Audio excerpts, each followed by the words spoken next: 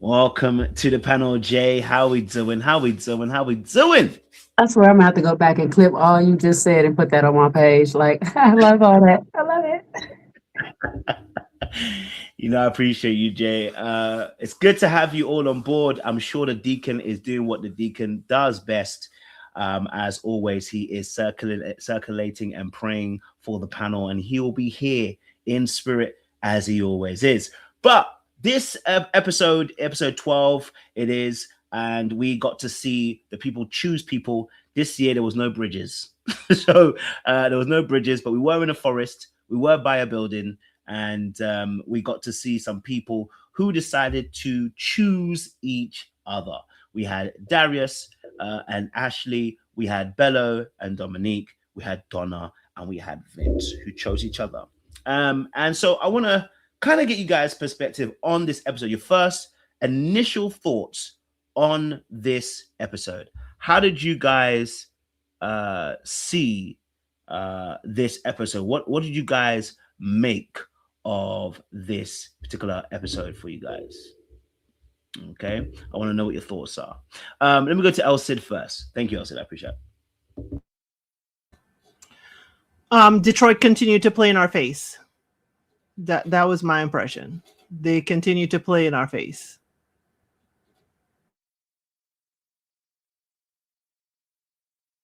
I mean, it definitely could have been an email. It definitely could have been an email, but I mean, it was a cute little wrap up. It was a cute little wrap up to whatever this season was. I mean, it gave us something. It gave us a little something. I'm over here feeling like this is not the final of the season when I'm just learning about people. I'm just learning new things about people all in this episode. I didn't know Shanti was the only child. You know what I'm saying? I didn't know it was 2 years ago Bello had his baby. You know what I'm saying? Like, I'm just learning all kind of new stuff. You know, I thought Dom's daddy was cool with Bello. You know?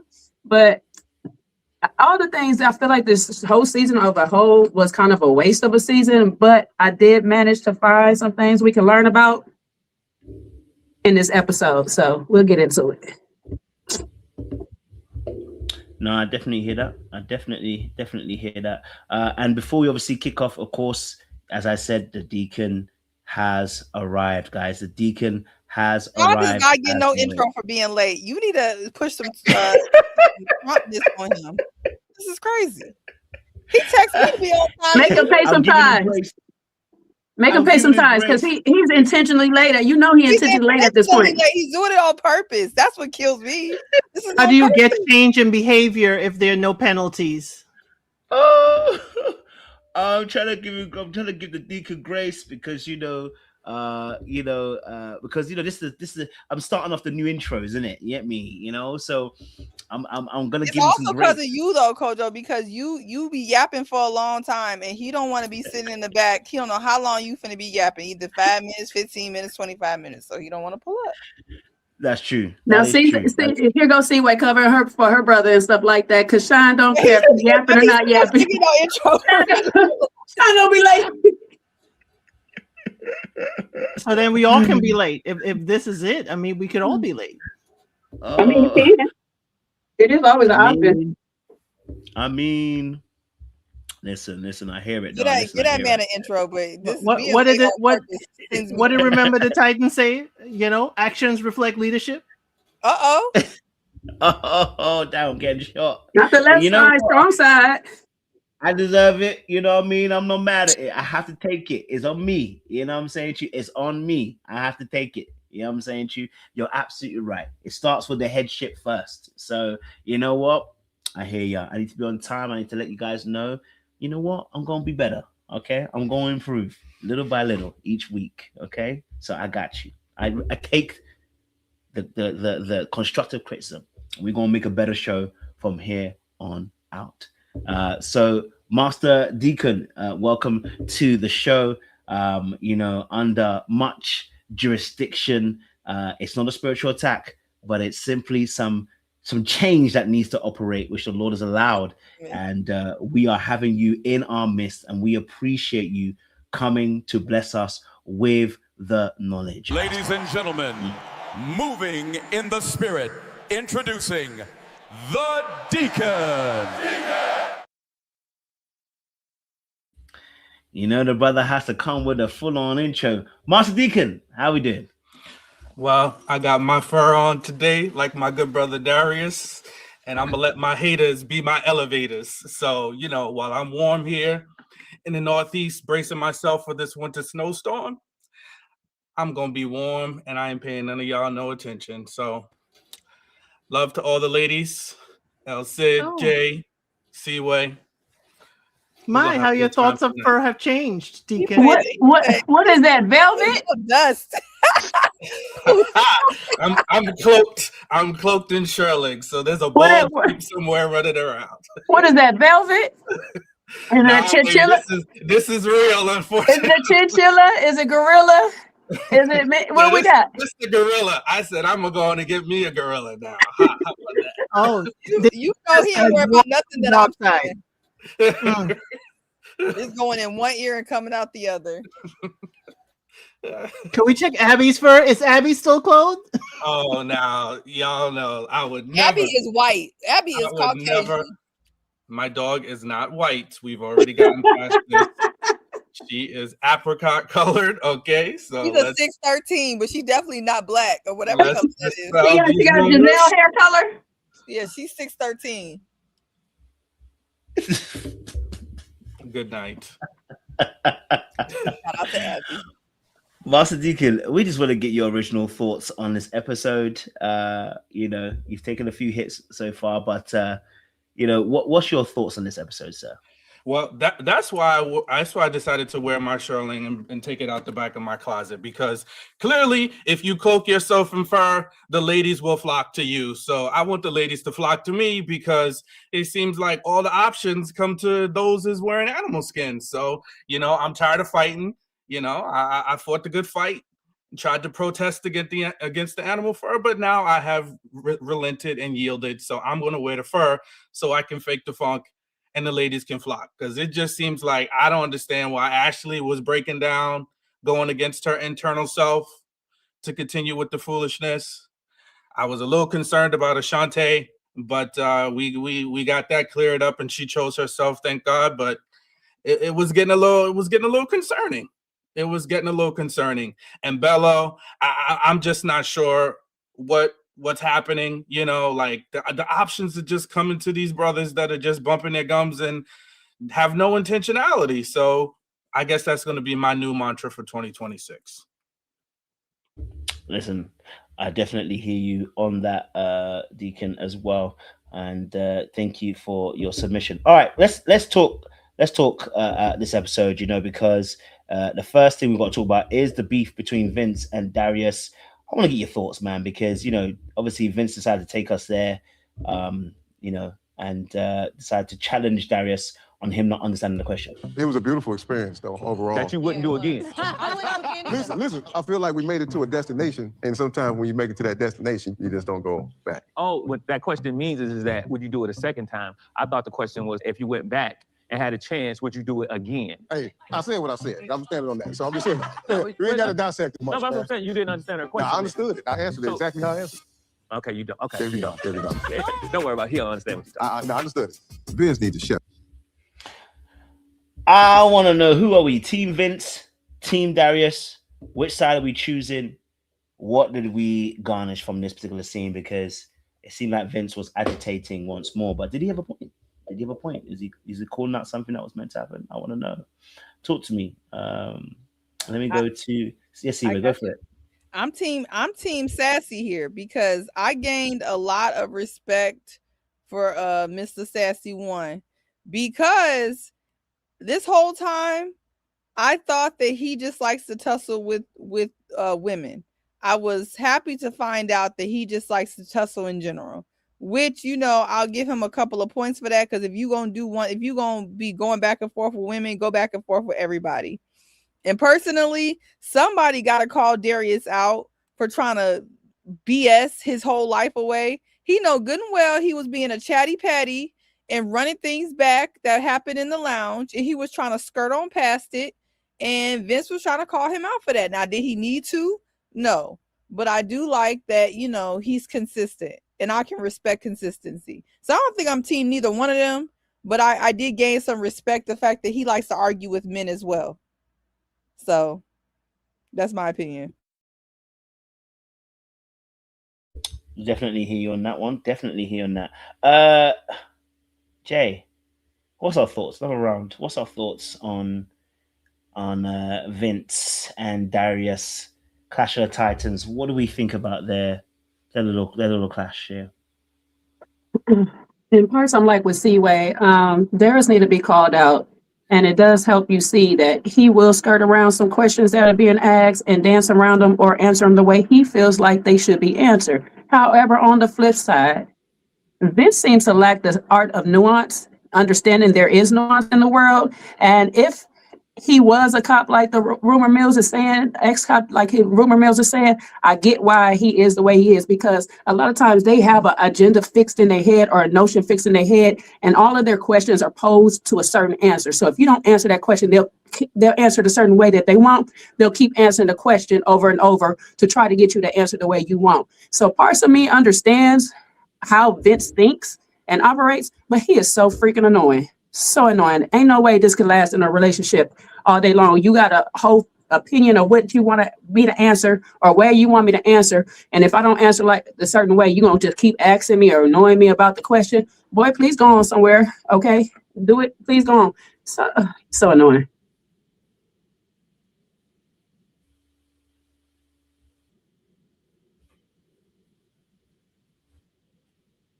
Y'all just gonna sit there in silence? Y'all ain't gonna say anything? I was waiting to see who he wanted to go next. Go for it, Elsie. My thing froze for a second. That's why I didn't respond. Okay.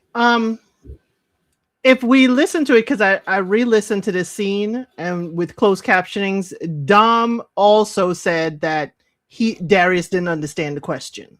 So even with all the chatter over that, she's like, yeah, he didn't understand, but that's why he pressed on. I said what I said. Now, I haven't seen Vince, though he going at it with everybody. I haven't seen Donna with a back and forth, though Donna was front row watching him with his ex go back and forth. So she should know her turn is coming. But seeing that whole back and forth, why is Vince asking a question? Why? This is a Tommy level question. Tommy is the one who gave the instructions not to be talking, about what happens in the lounge.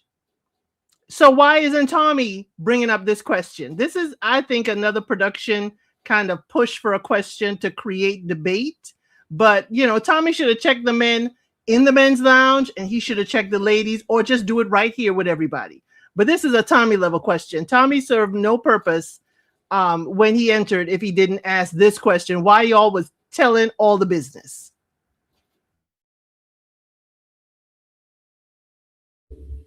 I hear it. Master Deacon. Yeah, I mean, I'm glad he did it. I don't know if I have a side similar to, what everybody else has shared. I don't necessarily have a side, but I do think Darius has a way of just skimming the surface of things and not really going deep. I think the question started with, would you do it all over again? I think that was like in the full clip is like, if you could do it all again, would you do it all over again? And he kind of, started talking about the fact that he had 10 options. And then Darius was, then Vince was like, well, you didn't have to choose all 10 people. So I think we definitely have seen Vince be exacting and just kind of being argumentative. So I think that's nothing new, but I think this is the first time I've really seen somebody challenge Darius on his way of thinking and really see how it all unfolds. And unfortunately, when somebody devolves into anger, that really means what he was saying was true. He didn't understand the question, or he wanted to avoid, and that's why he used the answer that he used. So I liked it because it uncovered a little bit about Darius, and it kind of just scraped below that surface of this is what happens when you start peeling back the layers of somebody who's like sticking on the surface. They get frustrated and angry because if you can answer the question, oh, you know, or if you don't have a problem, like sometimes we don't get it right. You know, that we see this on the panel. Sometimes Kojo throw out a question and somebody starts going all the way to Africa unnecessarily. It's like, oh, hey, okay, didn't you reel it back in? It's like, oh, that's what y'all meant. But if you're going to double down and you're still not making sense, then that shows how you handle conflict. That shows your thought process and how you use words to deflect, which I think that's what Darius does. Definitely hear you on that, guys. Definitely hear you on that. All right, let's move on to the next scene then, because of course the first scene that came up was Bella and thing, but you know what? I'll save them to no. Yeah, we will, because we want to what done on Vince. Oh, go for it. Yep. Hold on, before we move on too fast and stuff like that, I don't know, but for me, I feel like this argument helped Ashley miss some key things about Darius or whatnot, because she got the screaming how he protecting her and all this stuff like that. No, sis, he not protecting you. He just told you that he would not do this process again or choose you in the end. If a man sit here and say, I will not do this process again or whatever stuff, that was telling me he ain't found his person over here. So I don't know how she missed that and got to thinking that he was protecting her or anything like that. Since on top of it, you over here telling Vince how you feel about him. So yeah, I was really confused on how people just missing the key obvious things sitting right in front of them on when all these little group interactions is helping. And to take a little bit of Darius' side when he sat there and said, I can't date all 10 people and stuff like that.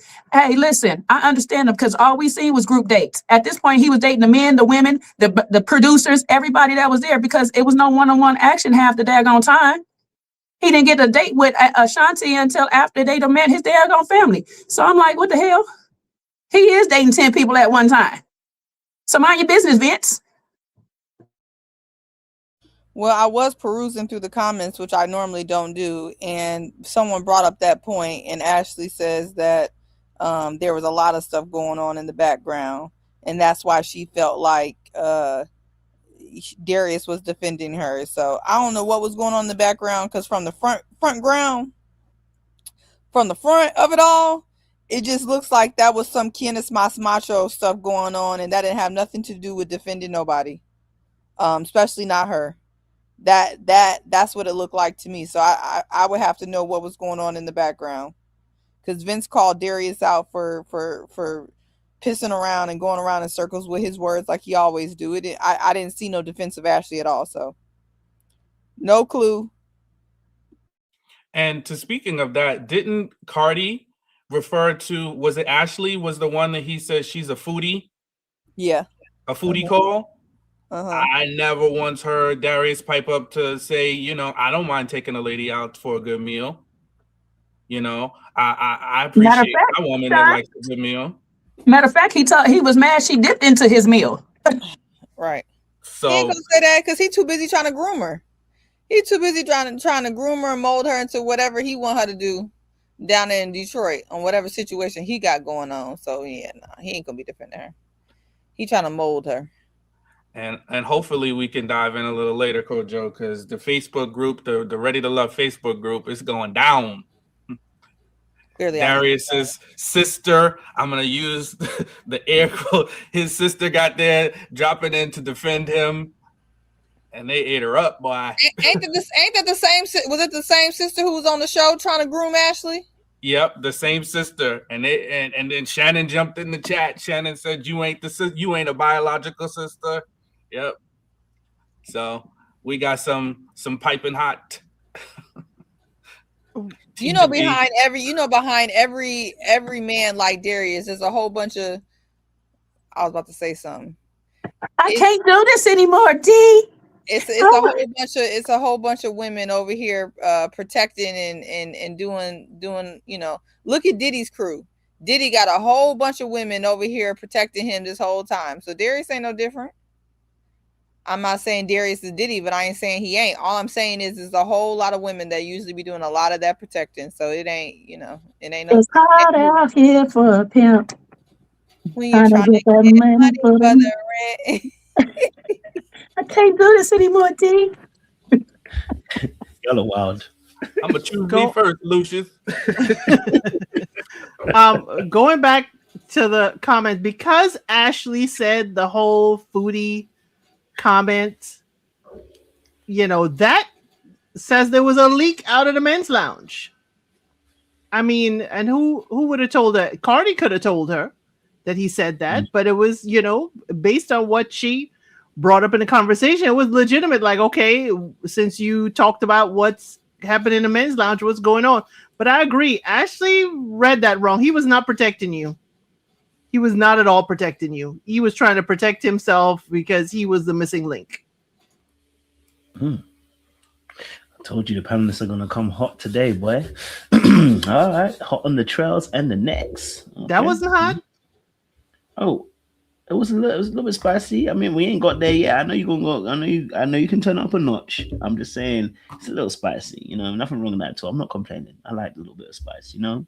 All right, cool. So let's move on to our next discussion. Of course, we're talking about Vince once more and Donna and this conversation around timelines. It is. That's integrity. Do you have any questions for them? Me and Donna's big thing is her timeline. Yeah. I want to know you guys' opinion on a hard timeline. I think that it's a really tough balance. There's so many variables at play. I think it's important to have flexibility. Time is the most great commodity we got. So I actually am kind of on par with Donna. You need to share your timeline. What if you don't have a timeline? What if it's just like, look, I like you. I want to get to know you. I don't know how long that's going to take. You know, you can go through a whole year and not get in a heated debate.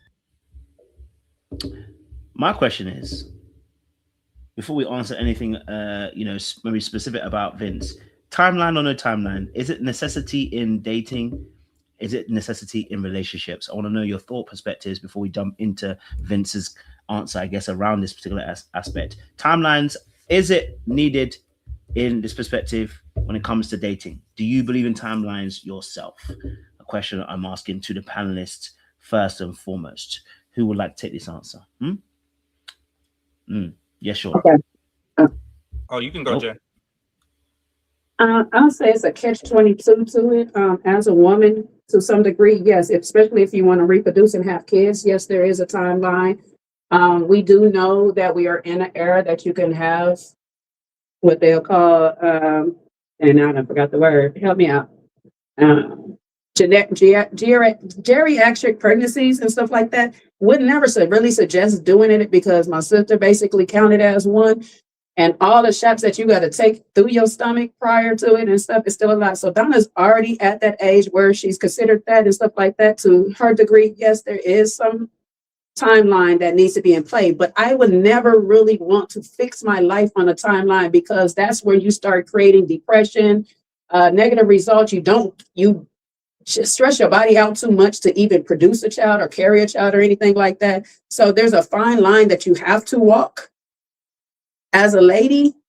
But I'm like, Donna, you done kind of pressed your limits already. Your timeline should have started a long time ago and stuff like that. Now you can't just be putting all this pressure on a man at this point. You got to at least be fixed to say, hey, if these things don't happen in this timeline, I got some give or whatnot. And on the flip side with Vince, sweetheart, you got to have something.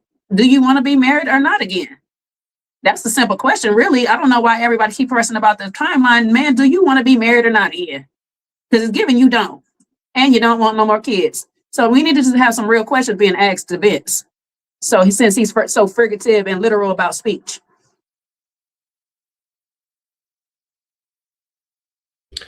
Master Deacon, go for it. Yeah, I think a timeline is necessary. Now, what the timeline is, that's to be debated. Kojo? So I'm not sure. You know, like I think Donna's timeline is quite expedited, but I don't think she should throw the baby out with the bathwater and jump all the way to Vince's side either, because Vince doesn't seem like he has any timeline. And I think I don't know what happened with Donna, but you gotta understand, like if a guy says, let's just see how it goes, that is leaning towards no intention. You know what I'm saying? Like, and Vince has already expressed he could do without kids. He don't seem to be too anxious to get married. And those are all things that Donna wants. So clearly they are misaligned. So you know, again, I think her timeline might be a little expedited or a lot expedited, but I think she should have one, right? There should be a point where you're like, okay, this is, we know where we're going, and have some direction. It shouldn't just be reckless abandon, you know, not in our 30s and 40s. Maybe in our 20s and our teens, you can just kind of go with the flow and see where it lands you, because you have time on your side. But I think we need some definition, and we need some guidelines for sure. Yeah, I think it's a fine line between, actually it's really not that fine. I think there is a line between making sure that you're equally yoked and making sure that you're aligned and on what your goals are, and being a woman that either focused on her career or didn't find a good man her whole 30s, and now she's trying to put a man on an express plan and a plug and play. And to me, you can't try to plug and play every man, or just as soon as you meet a man that you like, trying to plug and play him into a 3-month, 6-month time frame, talking about you want to move in with a man that you barely even, you know like that. It gives not stable. It gives like you're not thinking this all the way through. Now, there's nothing wrong with, as a woman, saying, hey, like, I'm looking for something serious. I'm looking for a man who's intentional about me. And I'm not going to be sitting around waiting for you to show me your intentionality. I want a man who wants to be married. I want a man that wants to have kids. There's nothing wrong with that. But trying to plug and play a man into a 3-month move-in, 6-month marriage, it just seems like you want the result and not actually, you want the short-term result, but not actually what it means to have any of those things. And so that's where I feel like you effed up at. And I actually commend Vince, so I'm going to say something positive again, for being firm and being very clear about his intentions. And so Donna can never say she was tricked, bamboozled, none of that. She knows what it is, and she's voluntarily going along with whatever she says she don't want. And that's on her. And if I'm Vince, it's a red flag that Donna's trying to plug and play any man she meet into this strange timeline, in my opinion.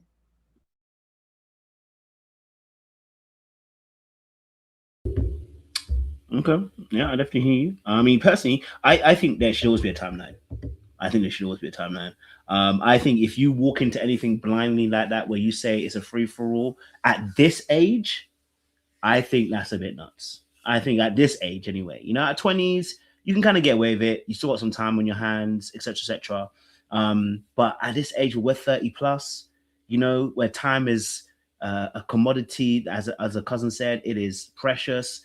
I think you should be going into these conversations, you know, just kind of having a timeline for yourself, knowing how long, you know, you want to be able to get engaged. For me, like, because for me personally, it don't take me 2 years to know if you're the one. It takes me about 3 months to know. And actually, it takes me probably the first time I ever met you, the Holy Spirit will tell me. I just tend to ignore him. You know what I mean? So I know for the first time I probably met you and start talking to you, the Holy Spirit will tell me, yeah, that's the person. So if that's the case, it taken me saying, let's just leave it open, I think is not very intuitively being a leader as a man in the situation. And I'm leaving it open to interpretation. I'm leaving it open into attack. I'm leaving it open to, you know, you being weary and tired and wondering when is it going to come. Now, I don't know about y'all, but have you ever waited on God before? That ish be hard, boy. When you don't know the time, nor the season, nor the moment. It's tough. I'm not trying to put you in that moment. We're human beings. I should be able to at least give it a bit of a rough guideline. I'm a person, look, it's going to take me, 6 months to get to that place. You know what? We can start planning from then. You know what I mean? Like, then that's for me anyway. But I'm saying, like, other people might not have that. You know, if Corey was here, it's going to take him 5 years. And even he has a timeline. So, but Kojo, let's say yeah, you wanted to buy a house by November. And you said, I must buy a house by November. And you were getting close to November and you rushed the process and you just bought any house. You didn't go through all the proper channels to really get it appraised and looked at. And then you got the house. And then once you got the house, you realized because you were so stuck on a timeline, You actually didn't get anything that you wanted, and you end up getting a lemon version of a house. I feel like that's what I'm saying with Donna. You can have hey, I want a house by November, and I'm working towards that, but I want to make sure I get the right thing. I think a lot of women, they're so focused on the wedding and the kids and the white dress that they're not actually taking the time to properly evaluate these men. And I don't think you can when you go into a situation like, I want to move in with a man in 3 months. How do you know that? That's just insanity.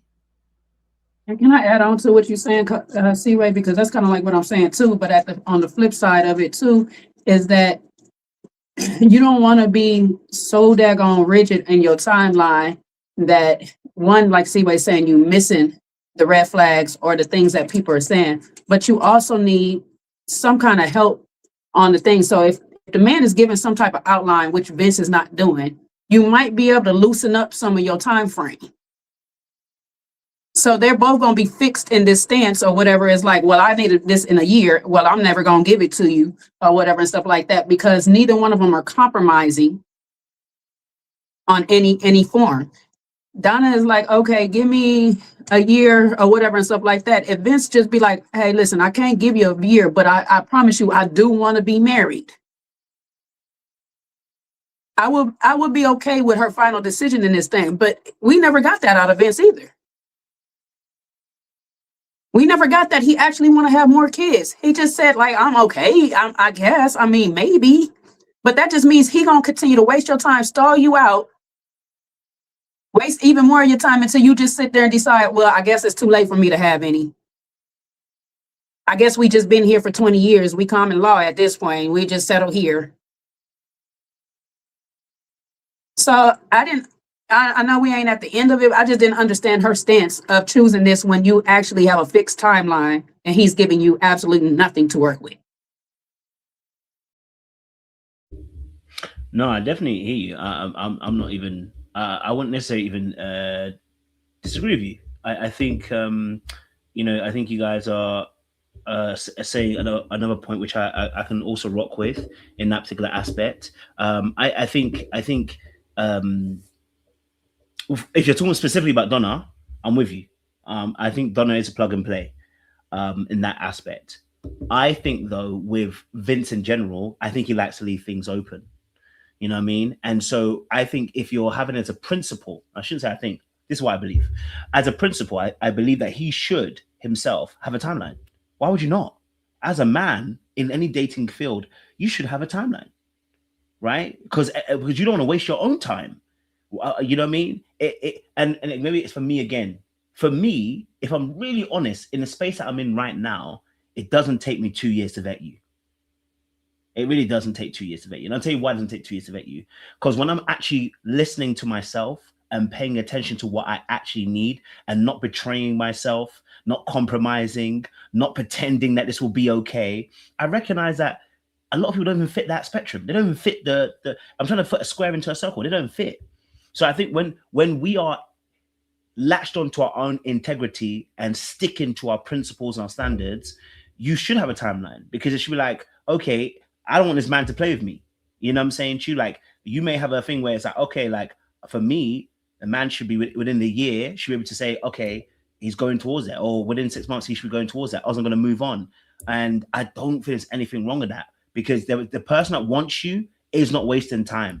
You know what I'm saying? And I think as men, when we know, we do not waste time, bro. We don't like to waste time, especially at this age. When we know. But I agree with you in terms of Donna and Vince. She's plugging and playing, and at that point, it's a very different scenario. So I won't disagree with you at all. I don't know if Elson and Deacon want to add anything as well in there, or because we've got good points. If man or woman is telling you they have no timeline, they have no time for you, because they're not telling you how you're going to fit into their life, how they're going to move forward and see a future with you. So my question to Vince would be, why are we here? I mean, the point of the show for me is not ready to get married. It's ready to date exclusively. So my thing is, what is Donna's point in choosing you? Where are we going? Because clearly we have no direction. We have no timeline. We just blowing in the wind like a paper bag. So my thing is, why are we here? Why are we here? Why do we accept the show? You are accepting this lady's hand to take her where? You have no plan past the garden? I mean, please, come on now. All he's trying to do is take her through there. In Bellows' pink suit? I'm sorry. No, That was too much. Vince wants a little friend at his age. He wants, you know what they called my daddy got a friend. Vince want a friend. He just don't want to lock into nothing when he already probably don't know why his ex-wife and don't want to fool with him. He got his kids situation. I just don't think he wants to lock into no paperwork. He want his long-term friend. That just ain't gonna work for Donna, because Donna wants to get married. Donna wants everything that he's already done and failed at. And he don't know if he could do better again. So he like, I don't even know if I could do better again. So let me just rock out with my little friend. That just ain't Donna. And that's the wonderful question. Oh, sorry. Sorry, go ahead. Go ahead. Those are the questions that we didn't hear Donna ask. It's like, again, the brother's asking, Vince's brother's asking, what did y'all contribute to the downfall of your past relationship?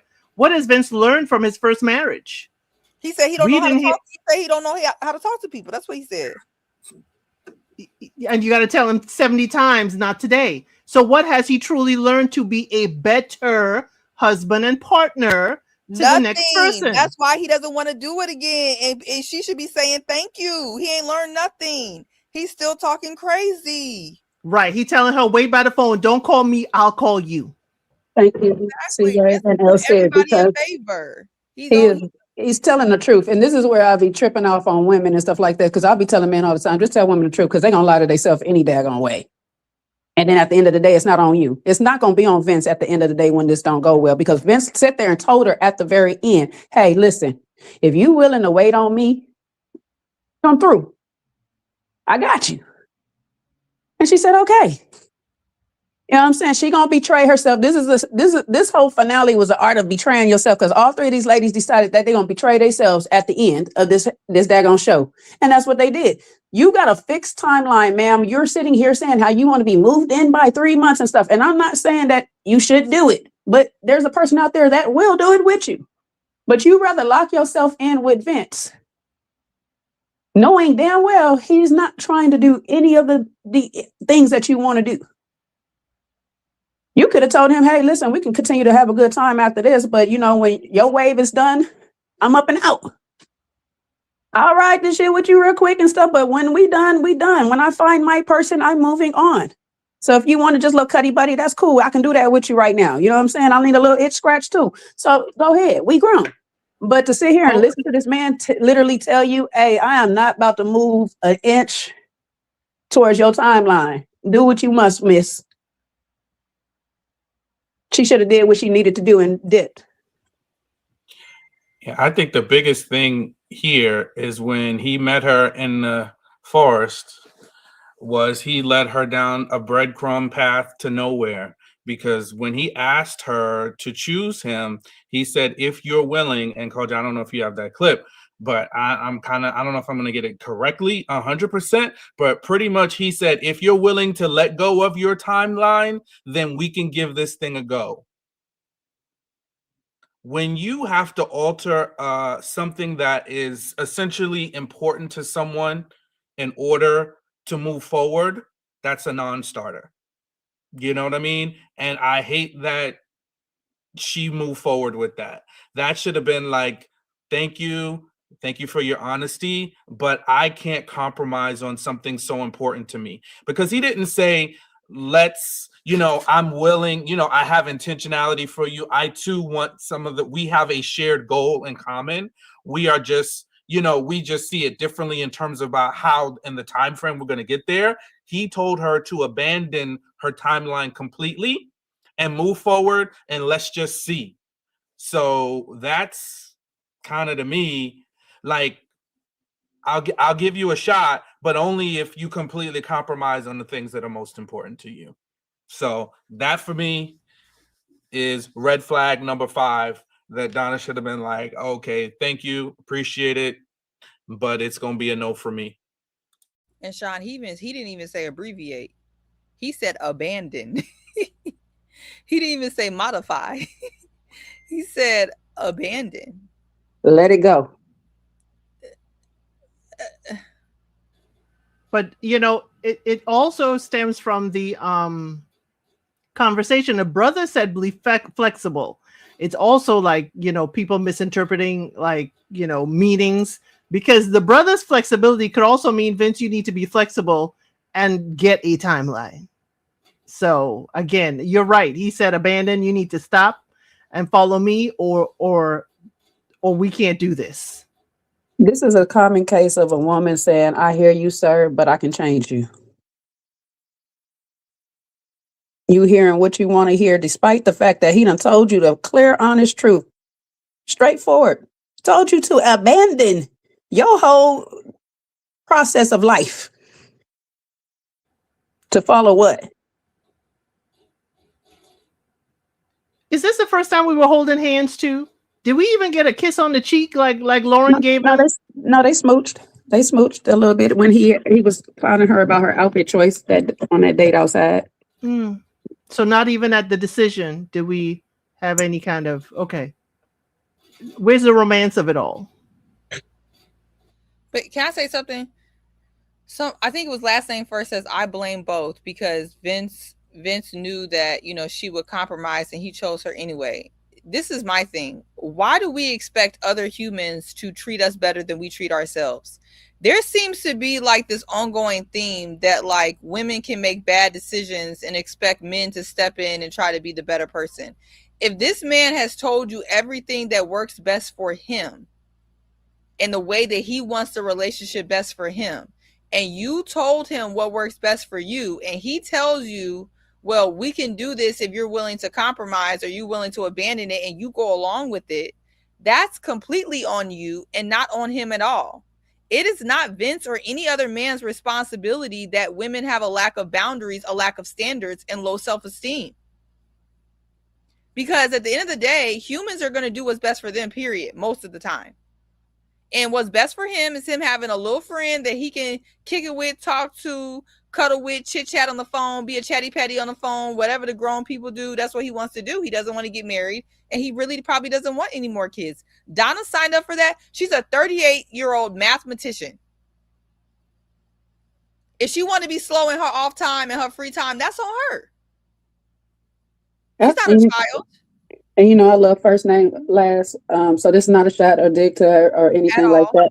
But this, like I say, it's a common case of where, and we got men that's out here that do it too. When we sit here and be calling them simps and all that stuff like that, because a woman will sit there and tell them how she don't want them. She'll show him in every form how she don't want them, but he'll still keep buying her things, doing things for her to get her attention. But we don't say nothing to that. But when a man literally tells a woman, hey, this is all I can give you, this is all I got, and the woman still proceeds to go forward, we want to sit here and blame the man for not changing his process for her, when easily people can just move around and go find a person. Stop trying to force relationships. If you just want a little cut on the side, go ahead and cut. You ain't got to make a whole relationship out of it. Not that I'm promoting, unmarital sex, but I'm just saying, if you're out there doing it, do it. I just want to make sure when she shows up at his place in the U-Haul 3 months from now that he didn't just, not show up. That's all. Well, some people are like that Fantasia song, if you don't want me, then don't talk to me. And I really hate that song for that very reason. You do not need to wait for another person to not talk to you. You cannot talk to them. You don't have to give up that.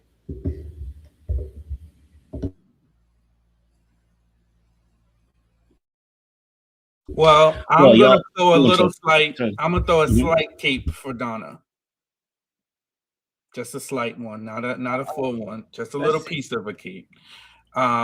Because I haven't got on my patriarchy, kicking in a little bit full throttle. So, if we as men are supposed to be leaders, if we are men are supposed to be the one that guide relationships, if we are men are the protectors of our women, then we also should protect them from us if we are misaligned. You know what I'm saying? So if we got the big cojones, you know, like we should, then we also should be brave enough to not be going along to get along, especially in our ripe ages of 40 plus. You know what I mean? Like, yes, could he theoretically gaslight Donna, or, you know, tell her this is what we're not going to do, abandon what you want, but I know it's really important, but come on over this way? Could he do that? Yes, there's a lot of things we could do, but is that what you should do? And if you really care about somebody and you know you're misaligned, then that's when you say, hey, listen, I don't think I am where you are, you know, and I'm going to release you, because wasting your time, even if we do play around, is wasting your time and blocking you from getting to that next person. While you tied up and entangled with me, you're missing out on the person that could potentially really give you what you want wholeheartedly. So I think if we really going to put our drawers on, that's what we should be doing as men. You know, again, I'm not saying she doesn't have full responsibility for her actions. I get that, but I don't also just completely eliminate responsibility from, you know, from Vince altogether. And I'm gonna say this, because you said some wonderful things, Sean, and it's very much true. You know what I'm saying? But if was a fifth, we all be drunk. You know what I'm saying? There was a lot of ifs in that whole thing. If he was a man, first of all, yes, you went where I was gonna go. Keep going. yes, he would speak up in this and all those wonderful things. And if he cared about you, he for sure wouldn't let you go down a path where he know he can't do nothing for you. But that should have been all a sign for Donna right then and there. Because obviously this ain't the man you are looking for. And this man don't really care about you. So again, we can put some blame on Vince for playing in the dark arts, which we talk about this part of dark arts where we let the truth be the arts of it all. Because he know what he doing. But at the end of the day, she's still making a valid decision with her grown, in her 40s, 30, 40s plus self, making a decision for herself after all the words that this man has told her. And on top of it, she said she loved him for his honesty. She making a solid decision on this one. She knows she ain't even being lied to. Yeah, Jay, you know, the reason why I say what Sean is saying, Sean is not wrong, but let me tell you why I say that is a little bit dangerous for the society that we live in, because the man that Sean is talking about is aspirational, and it sure as hell is not Vince. The amount of men that are actual leaders that actually move with standards, move with some integrity, are especially in 2026 are few and far, you know, few and far in between. Okay. And so the reason why I say what I say, I love how Sean said that. I agree with the Cape. That is what men should do, but that is not what they're doing. And I see a lot of times that women, they literally put all of their eggs in the basket of men and all of their trust, instead of using their own intuition and then lean into this victimhood. And I don't subscribe to women being victims. We have the ability to make conscious, smart decisions and use our discernment. And when you are so easily able to put the responsibility on the blame on a man and let him be the villain, you're actually not learning in life. If every man you meet, you place the villain edit on them instead of sitting back and being like, you know what? This man told me he didn't have no timeline for me. He told me he didn't want to do X, Y, and Z. I bet you won't do it again.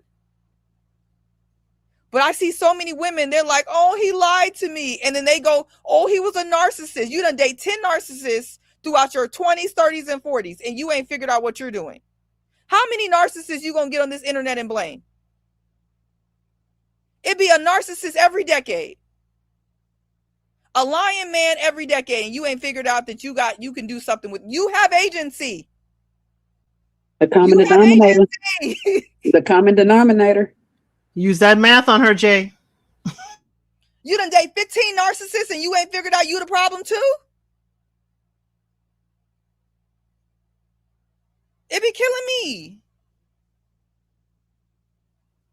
I tried, Donna, but the ladies. Yeah, put that shit away. She 38, got a PhD and a master's. I ain't got nothing for you. I'm gonna just flip my fur collar. Just flip your collar, keep your pimp strong. And go on about my day. Keep your pimp strong, son. Too grown for this. I feel actually bad for 31, Ashley about to get done in by an alleged pimp in the streets. That's who I feel bad for. Not Donna at pushing 40 with a man that's honest. No sympathy. I hear you. I want to read my super chat. I can't put it on the screen, so if you're in the audience, sorry, we're having a bit of a technical today. YouTube just is technicaling everything, but I can read the super chat that Jay Mark, is it? I always pronounce the name Marquez. Yes, Jay Marquez said. He said, "Don't date a woman who is 38 and wants kids if you're not ready for a timeline. Vince is showing that he is inconsiderate of her relationship goals." Jay Marquez said, "Thank you for that super chat." I'm sorry I couldn't put it on the screen. YouTube wants to move mad tonight, but we appreciate the super chat. And in honor of that, I got to put my little clip. Thank you for that super chat. I appreciate it.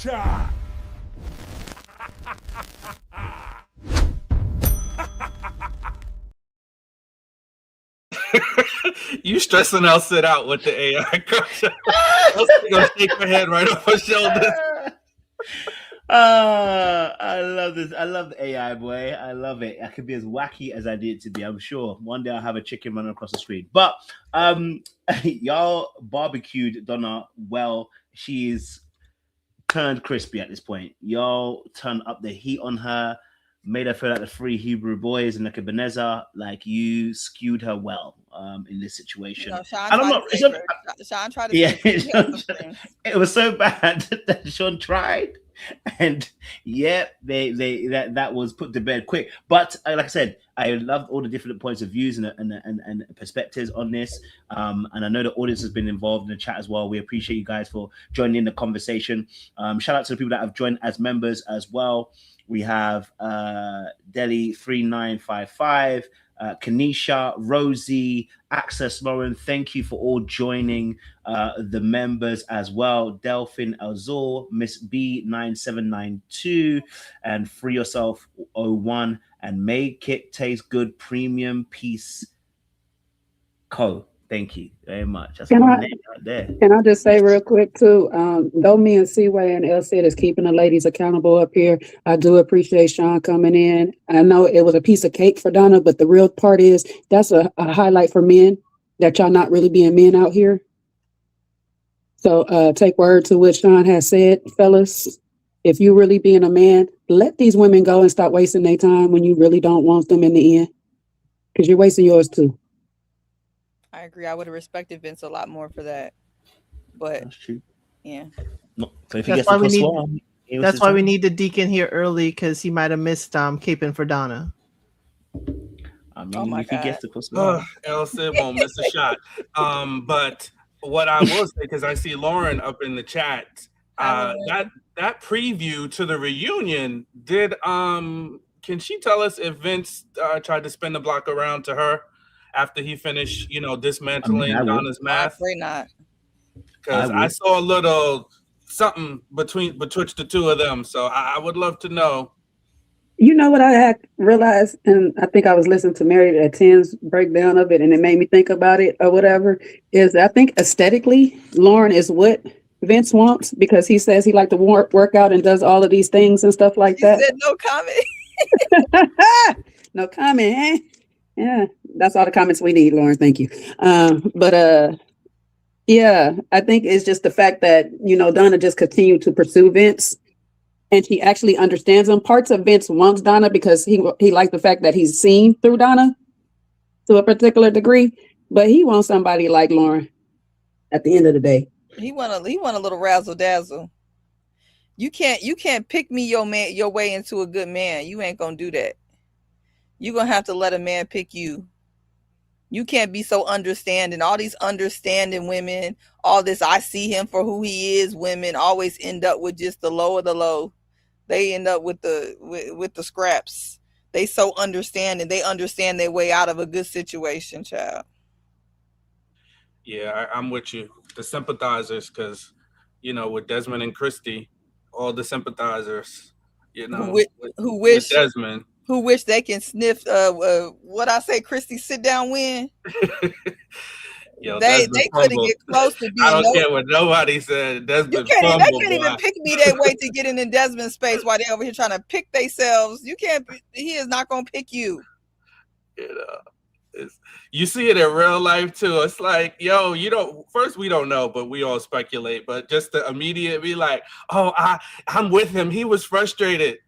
Y'all, they have a 7-figure, multi-million-dollar empire built on her carrying on the way she does. Okay? He didn't get there by accident. So that would be the take that I would just hold back, you know? They want to come be his piece until they start driving him crazy, and then they realize. Exactly. I got the same man. What that lady used to say? I'll cook for you. I'm not going to snatch your plate. Get the heck out of here. Those women. What that lady Cynthia G used to say? You realize you got the same black man. And that's why they don't never learn. What lesson is Desmond supposed to learn with all these women running around trying to wipe his butt? What is he supposed to learn? He ain't gonna learn nothing. He'll do it again. Hell, if I was a man, I'd probably do it again. Where's the lesson? Ain't no lesson. In the words of Sean, well, what did you learn? Not a thing. He got a baddie at home and he kissing that old YT lady in the club like that, all in her mouth. Ew. All right, let's move from Donna. I know if she's watching in silence, she's thinking, down there cooking me. She's getting cooked. I'm like, damn.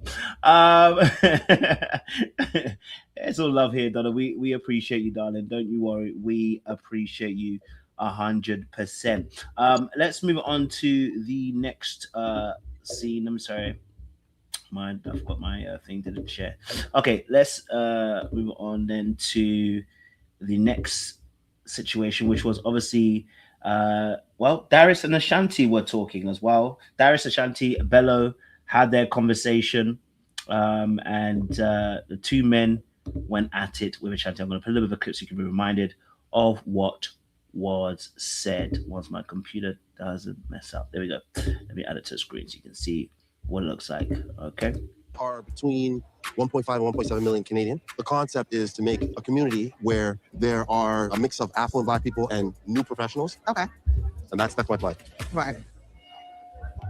At the end of this day, I'm unclear as to how her mother feels about me. It was nice to meet you. I don't know if she likes me or if she doesn't like me. I don't know what's in her mind. Girl, we need a shot. Yeah, we might need a shot. Ooh. How are you feeling? Are you leaning towards one? His name Darius. Darius. He seemed a little bit. I mean, I would pick Darius over Bello. Bello was more of a used car salesman. Yeah, but I'm not sold on either. It was a little awkward. The men did not come off nearly as confident as they normally do. But at the same time, I still have a strong connection with Darius and Bello. Okay.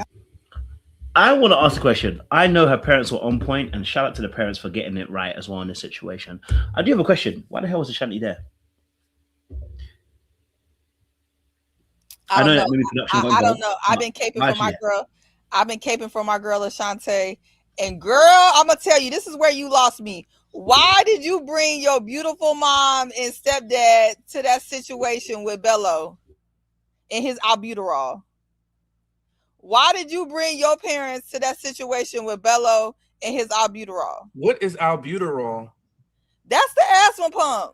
The inhaler. Oh. You ain't got asthma, clearly. Lucky you. Or know anyone with it. Right. How you know so I said I'm horrible because I don't know what albuterol is and I don't have nobody with asthma. I didn't say anything about whether you're terrible. I just say you don't know. You're uninformed. Me like I was the bottom of your shoe. I'm not looking at like that, baby. I'm looking at the camera like that. The airport shoes or the inside shoes or the outside shoes? Oh, damn, here we go. Here we go. I'm getting in my Darius bag. You know, why you got to do a brother like that? You know what I'm saying? I could get into my Vince bag real quick. Let's go. Let me just wrap Wait, this up. Sean, what you gonna be talking about? She putting out, she trying to disrupt your character out here in these streets. You know, try to sabotage my name like that. Like I didn't know I asked the question. I don't think you understand the question. You don't understand the question. No, this albuterol is a side note. It's a side note. It's a side note. All I'm gonna say is I really hope that Ashanti told her parents that this was all a scheme that Todd set up, and we just gotta finish this show out strong and just come and talk. That's what I hope she told him. I feel like that's what she told him because her mama was on point and she was not playing with Bello and his baby that he ain't seen. And that money he's trying to funnel to that development on the border and all that other stuff he's trying to do. So she seemed to be catching him up, him and his albuterol. So I just really, really hope that she warned her parents. Because if she didn't, I would have been over blue at even having to share the same table with that man and his antics. I don't think she warned them because then she would have told them that Darius is close to Mama's age. Mama was shocked. So I don't think she was being funny. I think she was just saying you old as hell to be talking to my 31-year-old daughter with your new baby and your development and your albuterol and whatever else you got going on. I think that was her point.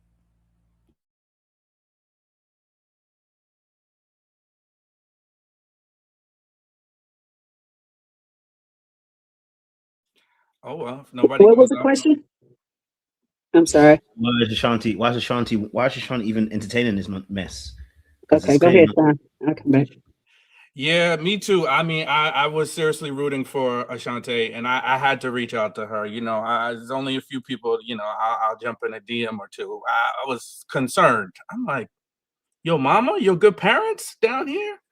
You know, but in the end, she made the right choice. But still, it's like, why are you dragging your parents through this? You know, and I just have to think it's for the plot. It must be for the plot. Because she seemed very lighthearted throughout this whole process. So, you know, she's just doing it for the plot at this time. Maybe she's realized she hasn't, you know, found her person in production is like, please, we need a show. We got to have something to piece together here. You know, just let's just see it to the end. So that's the only thing I could muster up in terms of why, you know, we got where we are. I wish I was on my channel because I'll go ahead and play my meme because Ashanti is only here so she don't get fined at this point. You know what I'm saying? We got to have a reason on why we got her off. We ain't voted her off yet or whatever. You know, she everybody's friend. We need a little triangulation or a little three-way action going some way. You know how they like to do. We also know that we found out, like I said, she ain't got no siblings. So unfortunately, mom and them had to be dragged along. We couldn't drag anybody else on here and stuff like that. We would have got to talking to her crazy. She don't bring her parents. That's not her real family. You see how they tearing Bello up in the daggone Facebook group. So, I mean, look, she said, I ain't going to get fined. So, mom, do me a solid. We can get some shots afterwards, talk about this foolishness that I'm dealing with. And, you know, free food. Foodies, all of us is going to be foodies. I'm a foodie call, you know what I'm saying? At this point, we all going to be a little foodie call at this point. I love the way mom was catching Bello up in this math, okay? Because when you tell me, and I know new parents like to go by the months of it all, but if you tell me that you got a year-old, you don't have to explain to me that it's 14 months. 2 months don't really make more of a difference to me. You know what I'm saying? It doesn't really make much of a difference to me. It's still a year-old. Then you want to sit here and just not tell the mom the actual truth, like you told Ashanti in the first place, but want to sit here and you got to factor in the 9 months that she was pregnant. So that was like 2 years ago. Now, I don't know what type of math you doing, sir. But okay. You just found out. How hard was it to say, hey, I just found out about this baby? Unless you didn't just find out.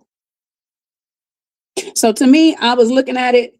And I know people want to sit here and say one thing, but I was just looking at Bello as self-sabotaging on purpose.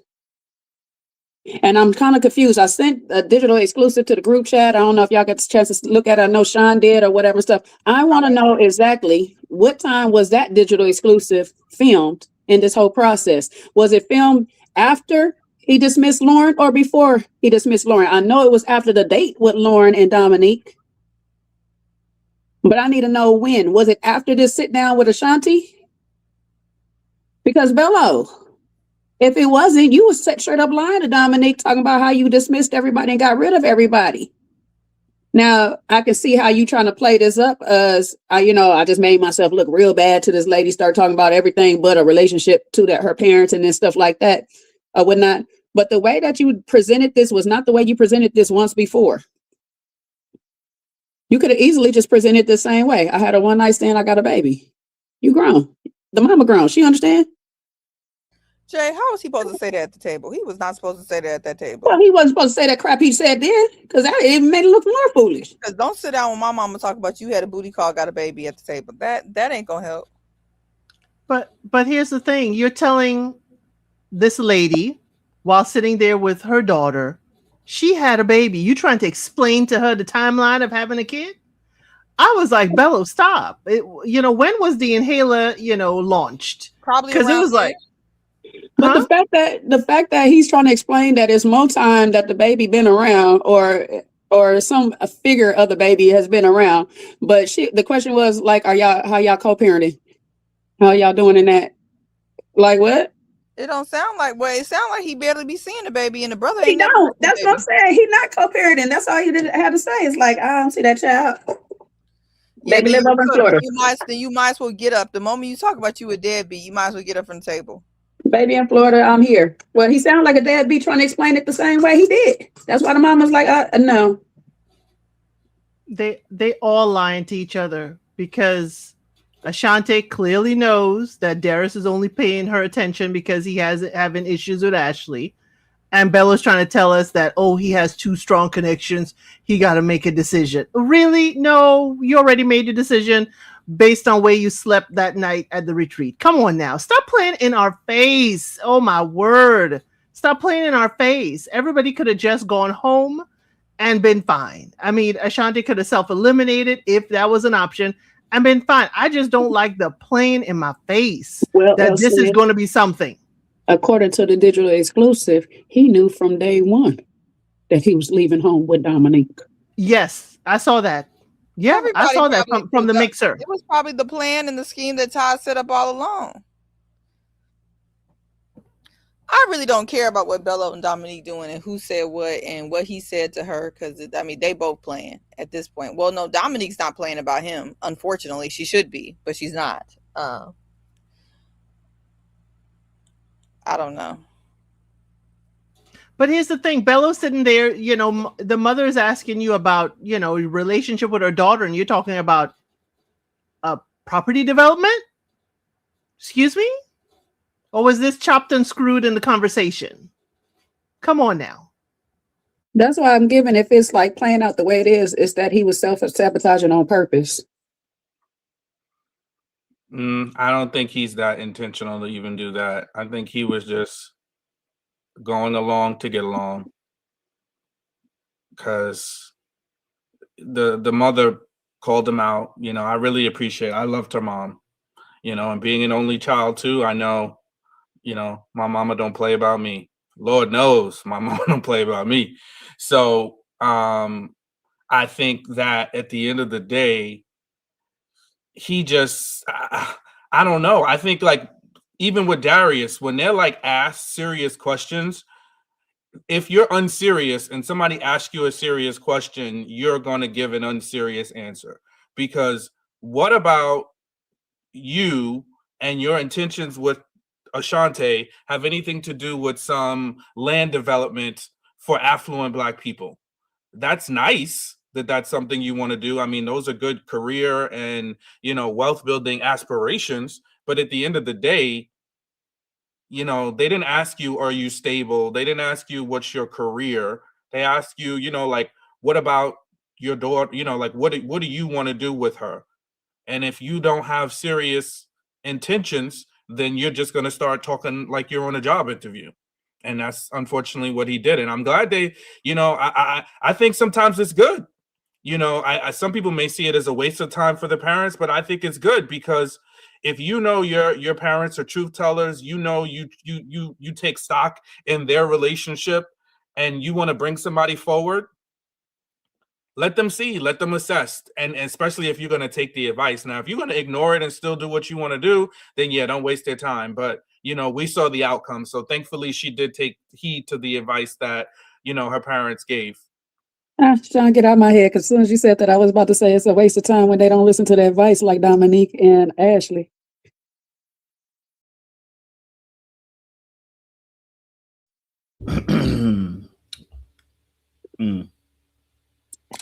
Well, we're gonna move on. Yeah, I'll be cooking Bello, and you got some more to cook as well. So I want to save some of that cooking that you guys got. Okay, and hold back on that seasoning you're giving. Okay, so the next part I wanted to obviously focus on is then Darius got to meet Ashley's parents. Oh, sorry, Ashley's brother. Sorry, I apologize, not parents. Apologies. Yeah, let me find a clip here for you guys so you can remember what it was going on. Why have I lost the clip? There we go. Clip with a brother. There we go. Okay, so just to play a little bit of the clip so you guys can remember what's going on. Yo, so what do you like about Ashley? Oh man, I love her heart. Like the things that she believes in, her spirit is like no other. So where are you from? I'm from Toronto. My parents are from Nigeria. What do you do for a living? I'm a real estate developer. I started with whatever money I had and I poured in. So I'm all in. Damn. Okay. That was not long at all. I apologize. That's to deal with the person that's not. what happens when you're on YouTube. I've invited Darius to meet my little brother, and he's like my favorite brother. He knows me in and out, so I feel like my brother was perfect for this. Like, what's your red flag? What's your concern? What's around questions? I mean, I felt the same way. I feel like he just talks in circles and riddles, so I just had a lot to think about. Like, this is a big decision. I feel like he's a nice guy. But nice for me. I don't know.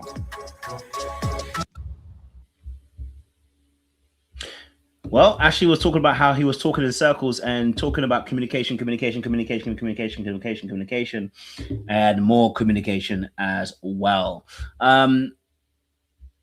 What's you guys' thoughts on this? You know, in terms of the meeting with the brother. The brother did a good job. He could see that Darius wasn't necessarily the right kind of person as well.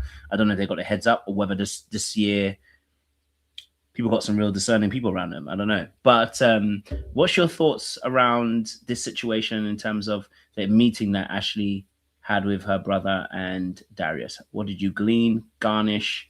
What did you retrieve? What did you see? I'd love to know your thoughts on this as well. Waste of time. Oh. It was a waste of time because I've seen it all the way to the end. It was a waste of time because the brother done sat here and told you no go. The man had told you it was a communication problem. And yes, it is a communication problem. And yes, he do have a problem. But Ashley, sweetheart, communication is two-way. You too must have a problem. Okay? You don't take account for your half of the problem sometimes because you don't listen very well. That's part of communication, listening. I'm just saying. The man ain't tell you nothing in that thing. He just said communication 175 times. I don't know.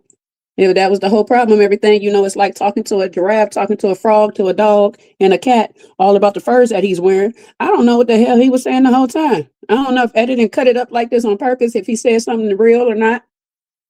But the brother told you no. And this is the brother, you miss Backsheet. This is the only one that you really like out the family. You don't even take his word. Stop playing. Stop bringing these people to these shows, wasting their time, putting them on TV for no reason. Because if you were my friend and you don't listen to my sound advice, please don't tell me about your dramas of your problems later on when you start having problems in the relationship, because you are.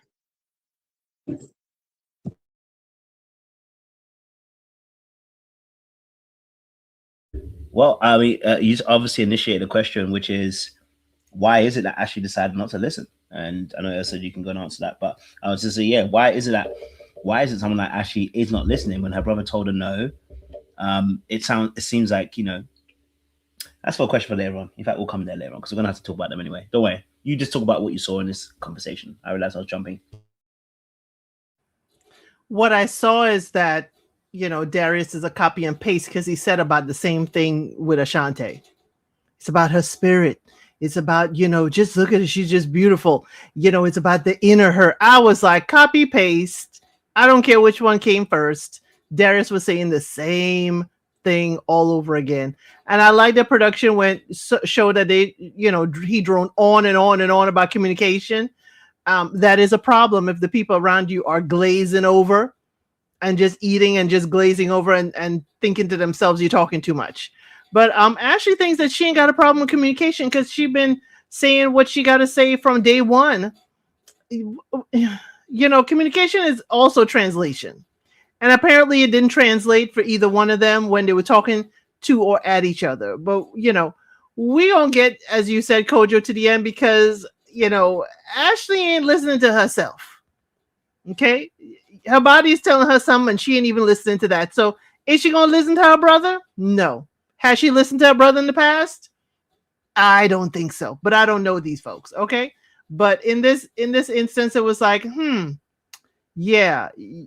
Now he's like, I got to take you back to this restaurant and all we doing. She was more interested in the food than the company. That's all I was saying. Okay.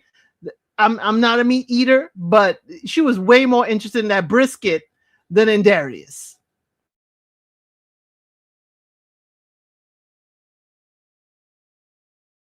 I love it. Brisket was heavily hitting. Brisket was hitting. I mean, I like a brisket too. I'd have been more interested in that brisket. Especially if it's got the tenderism to it, you know, it's falling off the bone. That has been copyrighted, Sean. I ain't selling it. I'm just saying it. Tenderism. Yes, Siwe, you're gonna say sorry. You were gonna say sorry, Siwe.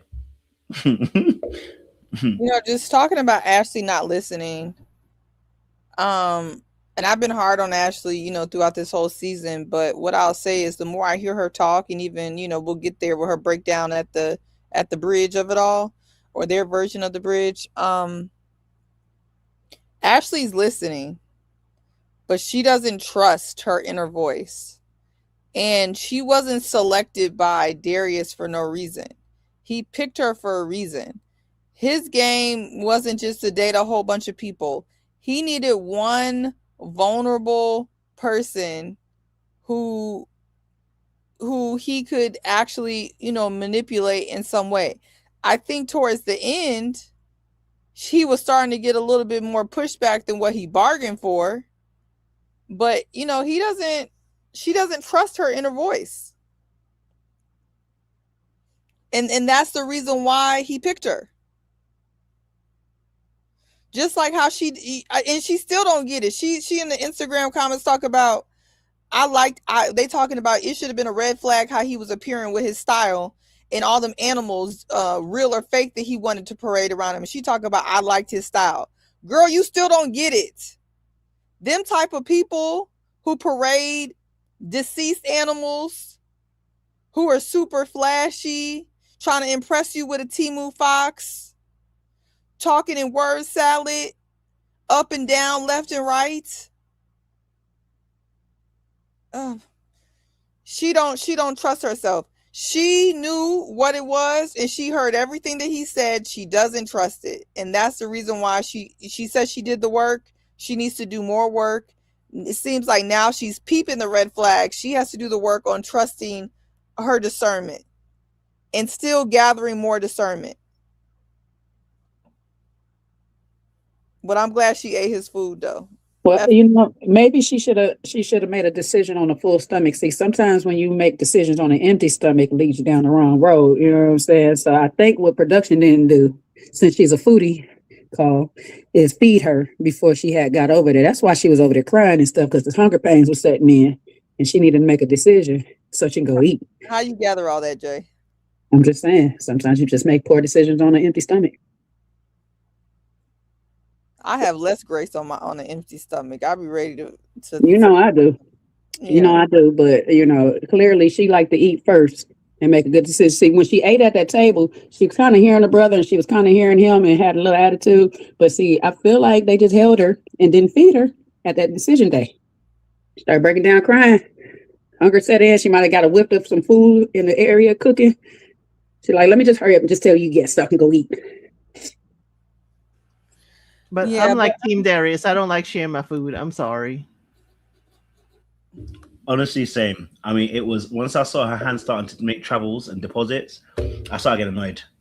I don't mind sharing 1 or 2 bites, but baby, why is your hand doing travels? And then you go and take, and at that point, it's like, yeah, just take the meat. I can't even bother anymore. Like, I'm hungry. Are you not hungry? You're hungry. So why you? You know what I mean? Like, if we were eating for just fun, by all means, this is an aesthetic meal. But when I'm hungry and I've set myself to eat, and you come in, your hand is traveling several times, doing trips across the pond, I'm getting annoyed.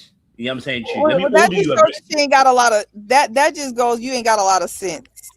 Like, that just goes to how she ended up with that man to begin with. You really shouldn't be reaching over your hands into somebody else's plate multiple times. That's lacking decorum. Aw, you guys, am I just a lover guy? Because I wouldn't mind that, especially if I like her.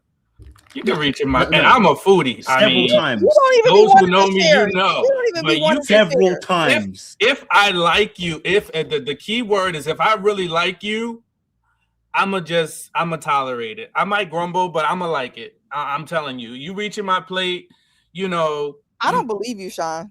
What, are you kidding me? Neither do I. Really don't. I feel like I really don't. Shonda fed me off of his plate a couple of times before, but that's also because he know I get hangry. So right. Oh, so he likes you, Jay. That's what it is. I will feed no, he you likes myself. to live whatever, and they have realized if they don't feed me, it can get real dangerous real quick. Well, maybe I ain't never found out because I don't want you touching my plate, so I'm not reaching in your plate.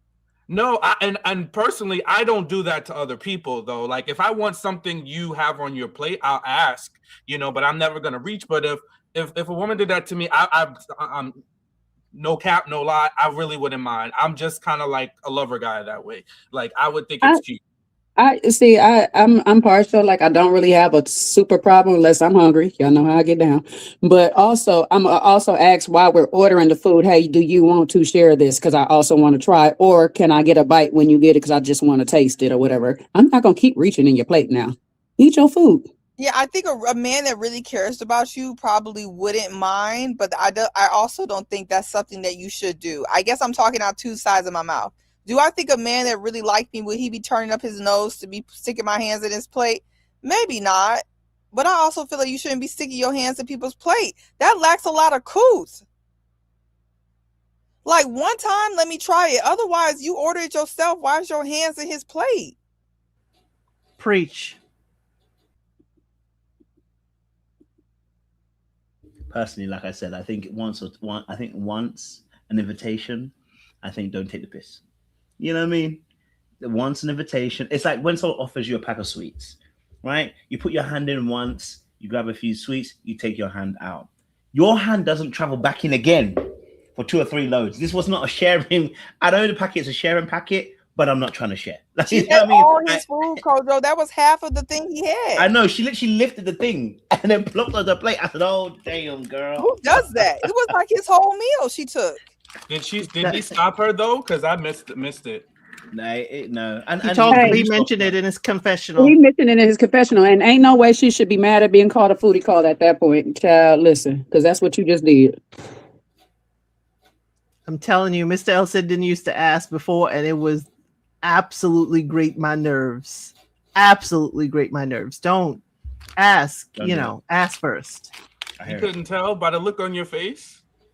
Oh no, because he don't care. He's like, he was probably shaking that head off your shoulders. Oh heck yeah. I don't even eat brisket, but don't take no brisket off my plate. I said, don't bother. I'll get something else. Baby, don't touch my meat or my fries, okay?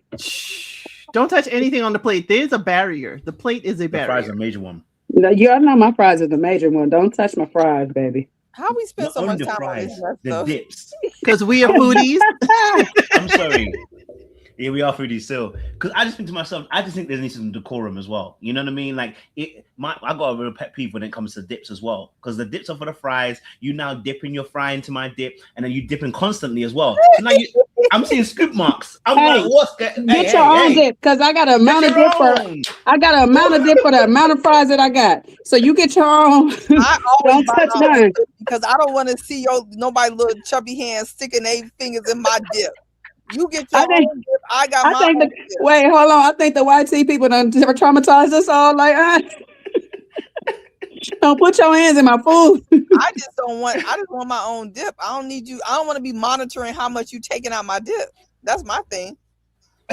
Now, the one thing I am particular about, unless like we really, really like locked in, is I'm particular about drinking behind people, especially if we eating and drinking, and you got food particles, you eating something, and then you want something to my drink, and all I think about is the food particles that was in your mouth is floating around now in my drink. Yeah, I might just let you have the drink. Now that's probably where that whole backwash of it all. yeah, I can't. Let me get a little taste. Yeah, that's all you. Yeah, it's like, oh, this is a good drink. On a straw. It's like, I'll get you one. I'll be right back. What you order? What you order? Lemon drop? Oh, let me try yours. Why don't you finish that one? I'll get a fresh one. Exactly. I'm like that even with Mr. Elsid. I'm sorry. Yeah, y'all right. It's 2026. We ain't sharing drinks. It's flu season and everything. We gonna have to move season. better. I start thinking about mono and herpes. My head just goes, There's a reason why God said don't do it.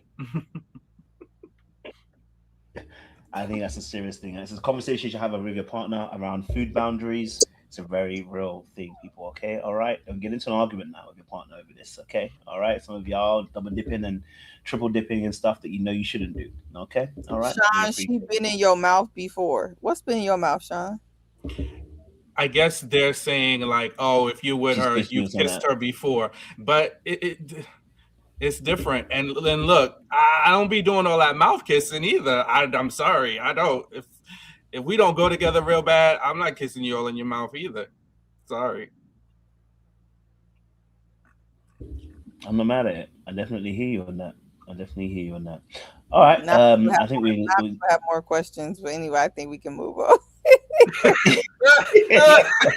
Now I got a song. I got a song for for Ashley and Darius. See if y'all can guess what it is. Oh Lord. Because mommy's a rider and I'm a roller. Put us together. How they gonna stop both us? Whatever she lacks, I'm right over her shoulder. When I'm off track, mommy is keeping me focused. Okay, Jay-Z. Oh man. I was like I should have just said it instead of like. Yeah, because you gave us the whole beat. And I was trying to skip the parts too. She need to stop trying to be his little Bonnie and leave him alone. He just had that oversized white woman as his Bonnie. That should have been every sign she had. I wanted Oh, Kojo, are we gonna come back to Darius later? Or yeah. We'll come back to that later. The end scene, the end scene. Oh, okay, good. Because then I got the receipts from the Facebook group chat. I want to read some of those. So. Oh, no worries at all, Deacon. Do what you got to do. So obviously another date that was on was Bello and Dominique. That is a concerned mama right there. She concerned. She was concerned, but you know what? She played it off. She played it off like, "Oh, baby, don't you worry, baby." She gonna talk about your ass behind your back. I can tell. She gonna cuss you out. Because y'all know, not too much though. You. I did want to say something. So Bello is a Muslim. My father is a Christian and is a pastor, but my father is not usually conflicted by that at all. So it would be something that definitely would be not of my preference to deal with a person that's not Christian. We might disagree, but to this I know we ought to be together. No. With that being said, What do you guys say? You got you again. One thing about that smile, you can't fake it. When Dominique was smiling at him, she was smiling. Dominique, Bello, he's Muslim. I think they focus on the religion part of things. She comes from a Christian background. They did mention the very first episode when they were talking and etc. etc. Is it a big deal? Two different faiths? Is it really a big of a deal when it comes to dating? Surely it's, they both have Abraham, so it's the same kind of faith. This is simply a religion. And he's respectful of her culture and religion. She's respectful of his. Why should this really be a big issue in 2026? In the modern day of dating, this should be easy enough, and there shouldn't be much of an issue. You know what I mean? What do we think about Dominique and Bello and being two different faith backgrounds? Like, is that a big deal? And if it is, let me know why, from your perspectives. Seaway? She played in her daddy and mama's face. And this one is unlike the Ashante thing where I'm like, something good came out of that. As a preacher's kid myself, you don't bring no pastor on a show and your mama, who was very shady with Bello, I loved every minute of that, talk about she gonna pray for him on the show, and not give them a heads up that this man is Muslim. Like, what are you doing? And first of all, they weren't accepting of him, and it's probably going to come out that he ain't never was going to be accepting of her. He's playing around. So I don't know what she thought she was doing, but to be, I don't know, this lost in the sauce, people, and I've said this from the beginning, y'all think Dominique is some sorceress. Dominique is getting played by Bello, has been getting played by Bello this whole time. She was never fit or equipped to go toe-to-toe with Bello. She was never fit or equipped. The fact that she would bring her parents on there and her dad and stress her parents out, who seem to be, at least 60 plus, stressing your parents out with this mess, I would be pissed. No, I'm gonna say, see where I disagree a little bit. She was fit to go toe to toe with Bello. Her problem is she decides she want to go toe to toe with the women. She lost her objective in this whole process. Sweetie, your competition was never them women. It was always that man. Because he was fit. She's got enough game to actually upper hand Bello in a lot of areas. If she didn't put one, her heart up into it. Two, her feelings for the other women being in the proximity of him ever. Because one thing about playing this game is your competition is a player in front of you. It's not none of the other people, the NPCs all around and stuff like that. Them have nothing to do with anything. Them women had nothing to do with anything. She started competing with Lauren and all of that stuff. Her objective changed, and that's when he got her. Yeah, she lost when she put that suitcase in the room in the cabin and kicked Shannon out, who I still need Mercedes to come back, or Shannon to tell me why she's caping so hard. I need to understand. She lost the plot then when she was moving Shannon bags out the room so she could put her bags in the room. Hell yeah. And then want to sit here and tell us up in the lounge how her dad and her mom loved this man who they did not know was a Muslim. And on top of it, told Devin way long ago that anybody can meet her parents. That meant nothing. So I'm like, you got enough potential to play this game fully and thoroughly. However, you just lose sight of it because you either got digmatized in the process, or you got too caught up in winning that you got blindsided by all the red flags that he was giving you. And then you want to tell us how you ain't gonna listen to your daddy when your daddy is clearly gonna tell you, and I know she's gonna be pissed at this when I say it, but child, he is not trying to go through another divorce with you. He tired. These people you got here and told us that they've been married 40 plus years. And you ain't trying to take the advice of them? Oh, okay. Do your thing, sis. Like your mom already told you. You're gonna do what you want anyway. Because we done obviously been down this road before of telling you, no, you should not talk to this person, but you did it anyway. So continue on. Y'all notice in the interaction, Bello, when he was answering her dad, he barely looked him in the eye. He was looking down at the table. And I was like, that's kind of shifty. Especially you meeting this young woman's dad. Man-to-man conversations are being had. The least he expects is for you to look him in the eye. I mean, he looked more at the mom because mom was more sympathetic. He felt she was sympathetic, but I caught every stray shade that mama threw his way, but I don't think he caught it. I don't think he walked in and didn't greet them either, from what we seen. Right. I was going to, sparse that out as maybe it was edited out because it can't show everybody, all the greetings and stuff. But, when he was talking about whether he wants to be married or whatever, he's looking down at the table. not even at the dad. But when mama asked him a question, he would look over at her. But yeah, his body language, you know, and again, I think Dom dressed him. They were matching colors again, you know. And I agree with y'all, you know, to coin one of the phrases passing around this season. Sorry, Lauren, I got to use your phrase. The energy shifted between them. The energy changed. You know, we saw it from the fire at the retreat where she's more leaning over into him. She's more, you know, clinging to him. And it's like, okay. And now he's got the upper hand. And now here we are meeting the parents and still not listening to the parents. This is going to be our third time around. You know, I hope we don't have Bello tattooed and we got to cover that up now. I mean, daggone it. At least at some point, listen to the wise counsel. And the thing that I didn't like throughout all the family scenes is the guys didn't do much. You know, like for me, I'm meeting a woman's family, the people closest to her, like we're on Ready to Love.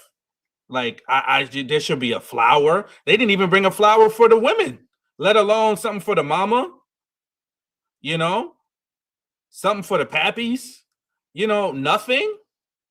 I just felt like everybody was too casual, too laid back. Nobody showing, and that's been my word, you know, this whole season is intention. And I saw no intentionality, no, like, I really care about this woman. It's a big deal to meet you. I want to make a good first impression. This is who I am. I heard you like X. I mean, when we got down to the choosing, you know, the fellas did, you know, a couple of them did some nice things with the women and flowers choices. But I mean, like, I think it's a big deal to be meeting somebody, especially you meeting their full-blown parents, like Bello and Darius did. Like, I just felt like we could have come a little bit better. We could have been a little bit more grown with our presentation, you know, and how serious we were taking it. And again, just a lot of gum bumping, you know, not really saying a lot. And Dom is in a trance. Because how are you saying your dad's going to accept this and it's the polar opposite of that? Like, that wasn't a red flag for you? Not whatsoever? Like, you didn't even think about that? Like, how are you two going to really be able to come together and formulate and build a life together? But again, how serious is he? And I mean, I don't want to get into this too much, but I think just like how Ashley brought it up, either last episode or the one before that, about people using the Bible and then not really living by it. I don't know. Is Bello one of those guys that, you know, kind of is a Muslim, but is not fully practicing? I don't know. Does he pick and choose? Is he going to use it as a way out to be like, oh, no, I just, you know, I'm not going to be here with Dom no more because I really want a woman of the same faith. But all along, that didn't stop him from doing a whole lot of things that the Quran probably wouldn't want him to be doing. So that's my piece. Sean, because he contradicted himself. He's, you know, now he's saying he's a very, you know, traditional Muslim man. And then he's telling the ladies, I don't need you to change anything about yourself. How's that going to fly? That's not going to work. That's not going to work to marry and build a household and got to have that son with that lady. Not going to happen with the ladies, you know, as they are presented in the show. So he was here to play, you know, the whole time. I'm sorry.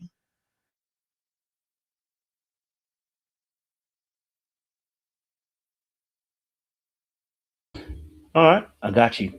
I appreciate it, guys. Let's then, you know, move it to the I guess the tributes at the very end. People that were deciding to stay together. You've kind of already talked about Donna and things. You've cooked her enough. I don't think we need to go through her choosing him in the very end. Obviously, Dominique and Bello chose each other as well. So I guess we can just go then, and the last one will be on Ashley and Darius because she changed her mind. But obviously, Dominique and Bello chose each other at the very end. We've asked about whether faith is important. It seems like a lot of people do believe faith is a massive thing, an important thing as well in that space. So when it comes then to them choosing each other, and we saw obviously a clip from the reunion where they are no longer together. My man has the African attire on. He's looking good in the dark blue. Can't lie to you, it was kind of cold. But they're no longer together, and it seems as if, you know, our good sister Dominique is very much angry and hurt by how she was done and treated by Bello. I want to get your thoughts in this regard then to, you know, this situation in terms of her and him choosing each other and then it seemingly not working out the way it did.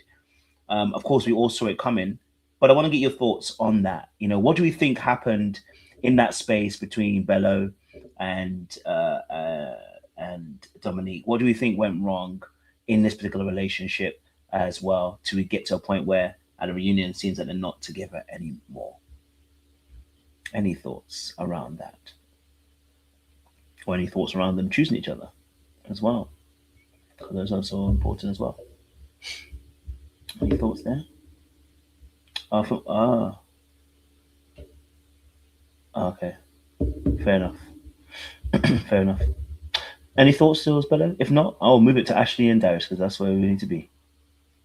Yeah? Okay. Looks like we're moving to Darius and to Ashley. All right, cool. Fantastic. Appreciate it. So obviously Darius and Ashley chose each other, but not after some theatrics went down. Let's have a look. You're an amazing woman. I honor you. I respect you. I don't want you to feel bad about anything. I feel like I see you in your light for who you are as a woman, as a business owner, as a soon-to-be wife, and I would love to get to know you a lot more, and maybe we could create our own journey. I feel like it's way more good qualities and good things about our dynamic to where I feel like I can't let that just go unnoticed. And so I choose you. I know it took me. Now, Ashley was crying, talking about how she's been delivered. She's gone through deliverance. She has, you know, been in therapy. She's been all these things. And it looked like she was going to say, that's why I can't choose you. And I don't know if she had a flip moment. I don't know what went wrong. All of a sudden, she's changed her mind. And she says, yes, I can see it between the two of us. So I want to get your thoughts on this situation with Darius and Ashley choosing each other at the very end as well. Do we have any thoughts on this scenario? Do you have any thoughts on this scenario? She was lying to herself. She was betraying herself. I'm sorry. The way she was crying and bawling, and I don't want to go back to who I was, and I feel myself reverting back to, it was just like, Ashley, come on. And once she started being conflicted and then he started laying on the vocabulary on her again, I was like, yeah. When I was watching it, I was like, yeah, she gonna say yes. She gonna accept him. Whether it lasts or not, doubt it. But she was, you know, betraying herself. Have you noticed how he uses words soon to be wife, not soon to be my wife? Together on this journey, not relationship or our relationship. I mean, he's just constantly using words that literally say absolutely nothing. And so, yeah, I guess she was really torn between what she knew, what she knew and what she hoped for. And she went, she portrayed herself and now I know she's on the internet saying she don't want to be attached to this man in any way. Well, unfortunately, when you say yes to the man at the bridge, you going to be attached to him, because that's the last thing we're really going to see until the reunion. And even then, we're going to remember you attached to this man at the bridge. That's the reason why you say no at the bridge, so you cannot be attached to him. Because now we got to wait to the reunion to see that, I guess, maybe you're not attached to him no more. But it's a little late. So I don't know. They got to tell me that they getting a bonus for saying yes. You didn't tell me you're getting a bonus for saying yes, and that's why you was doing all that daggone crying, because, child, you ain't moved me a tear with none of them tears. Not one. Okay, because you knew you was betraying yourself in that moment. That's why you was crying. When you decided to go ahead and say yes to that man, despite knowing all that you know. If I tell you this much, if I have a communication problem from the jump, with you if we arguing from the jump too much. We can't resolve things early off in the relationship. It's a no-go for me. You ain't even got to worry about me. You ain't got to worry about me, child. My bag is packed and I'm already gone. You know what I'm saying? I'm not about to sit here and waste my time and my peace, my energy. This man is keeps telling you how childish you are, how ain't no 40-year-old. Well, sir, go be with the 40-year-old. And I'm glad you peeped it too, because when he said the wife to be, I said, whose wife to be? She get engaged to somebody we don't know about? Is she coming on the show engaged? Is there a secret lover out there, Ashley, we need to know about? Because who? Darius, you ain't getting married. You might have told her parents or one of these ladies' parents that you want a wife, but you ain't getting married, sir. Didn't we find out this episode that man got 4 kids, 3 baby mamas? And no wife, ever. 4 kids, 3 baby mamas? And he didn't want to marry none of them? He's a serial impregnator. He should have said soon to be baby mama. That's what he's looking for. That's all he has practice doing. Well, also dating an employee. Don't forget he's practiced that too. You know, I would like to have some sympathy for Ashley and Dominique, but I really can't because this is willfully choosing on both people's parts. And for me, I just can't have the sympathy in it because despite what everybody has told you, all that they have shown you, the men have themselves have literally told and shown you both that they ain't ish. This man was willing to forsake you because y'all had one argument that we know of. I'm pretty sure y'all have many more, but one that we know of. Okay. And I gotta say, any man who would be linked to that lady who, hold on, let me say this right. Any man that looks like Darius on the outside that would be linked to that lady that he was linked to, the white tea lady that he was linked to, shows that he either will use women for anything or he doesn't like women at all. I don't know which one it is, or maybe it's both. But that's very odd, and that's also a red flag. And I don't even know, like, if they even have any type of connection. He doesn't even seem to have any connection with her, like a real connection. And then if you're able to make 4 kids in 3 separate households, you're okay with your kids being scattered in 3 separate households? Child. We're going to have to add 2 plus 2 and make it 4. And this is, I'm not even going to get back on my rant before, but if you see a man has 4 kids, 3 baby mamas, and you're still dating him, you are a betting woman. You need to go to the casino. Have we not learned from having luxury car salesmen on this show?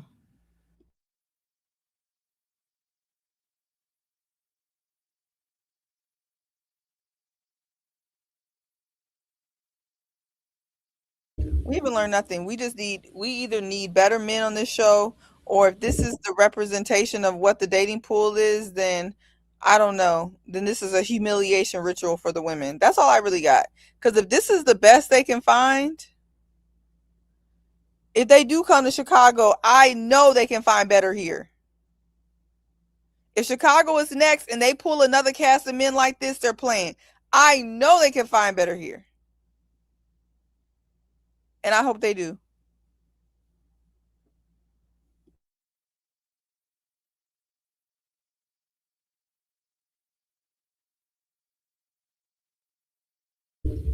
Okay. Any other thoughts before Mr. Deakins brings evidence to the court? No. All right, Deacon. Yes, you wanted to show some stuff. I have a few renderings from Darius's sister and a few other cast members. So if y'all are not aware, the official Facebook group of Ready to Love is where it goes down. I know there's a couple of members and folks up on there. So, but for those that may not be in the know, I'm going to give you an abbreviated version of some of the things that went down. So this is the first that set off a chain of events. This is from Darius's sister. She says, "I'd just like to say that this D, who is Darius, has done nothing but treat the women he was introduced to with nothing but respect. Our brother TJ actually brought one of them flowers as well. And I even offered to help them network in whatever they had going on.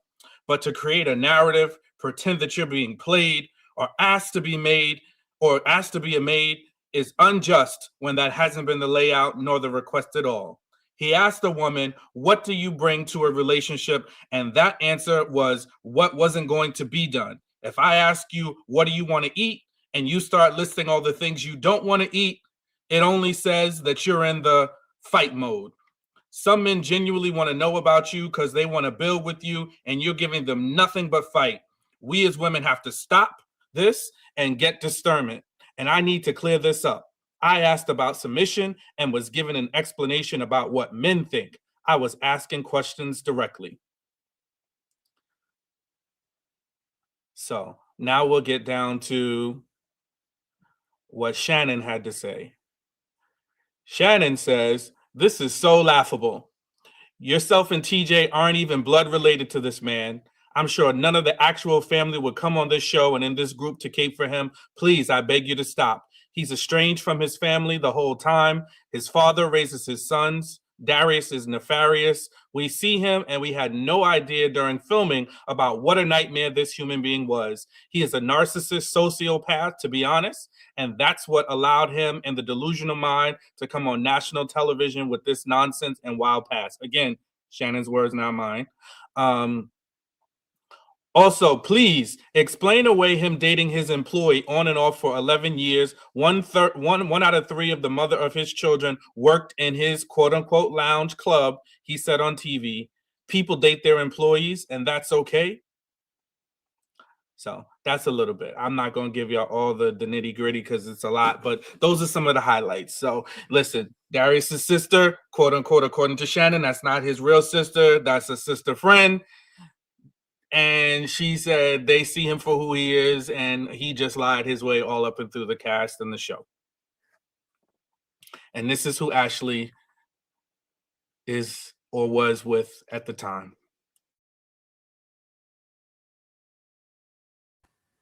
Well, it's going down in the Facebook group. I stay out of it, but thank you for that that reading, Deacon.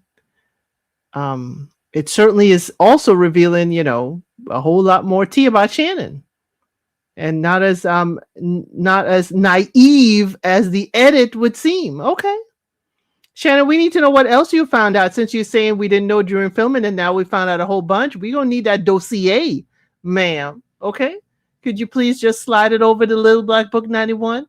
We're gonna need that dossier to see what else She ain't has gonna do been that. found She ain't out. gonna do that. She don't like Kojo. She mad at Kojo. I was trying to still make a request. Who mad at me? You gotta get her to slide it over to you or something. Who mad at me? Shannon. I'm mad at me. Yeah, she mad at you. How'd you miss that? We did a whole rendition of that. He was half asleep during that live. He was half asleep. She's still stressed. She actually got stressed about that. Yes, about you and constantly talking about her pearls. I mean, that, and I think she just didn't like your takes. Remember, it was her, Devin, Christina, everybody else. Oh, and Christina. Yeah. Christina had something for all of us. She told us we all was ignorant. Oh, I missed that night, so I didn't get that. No, Shannon had a problem. I mean, Shannon and Devin.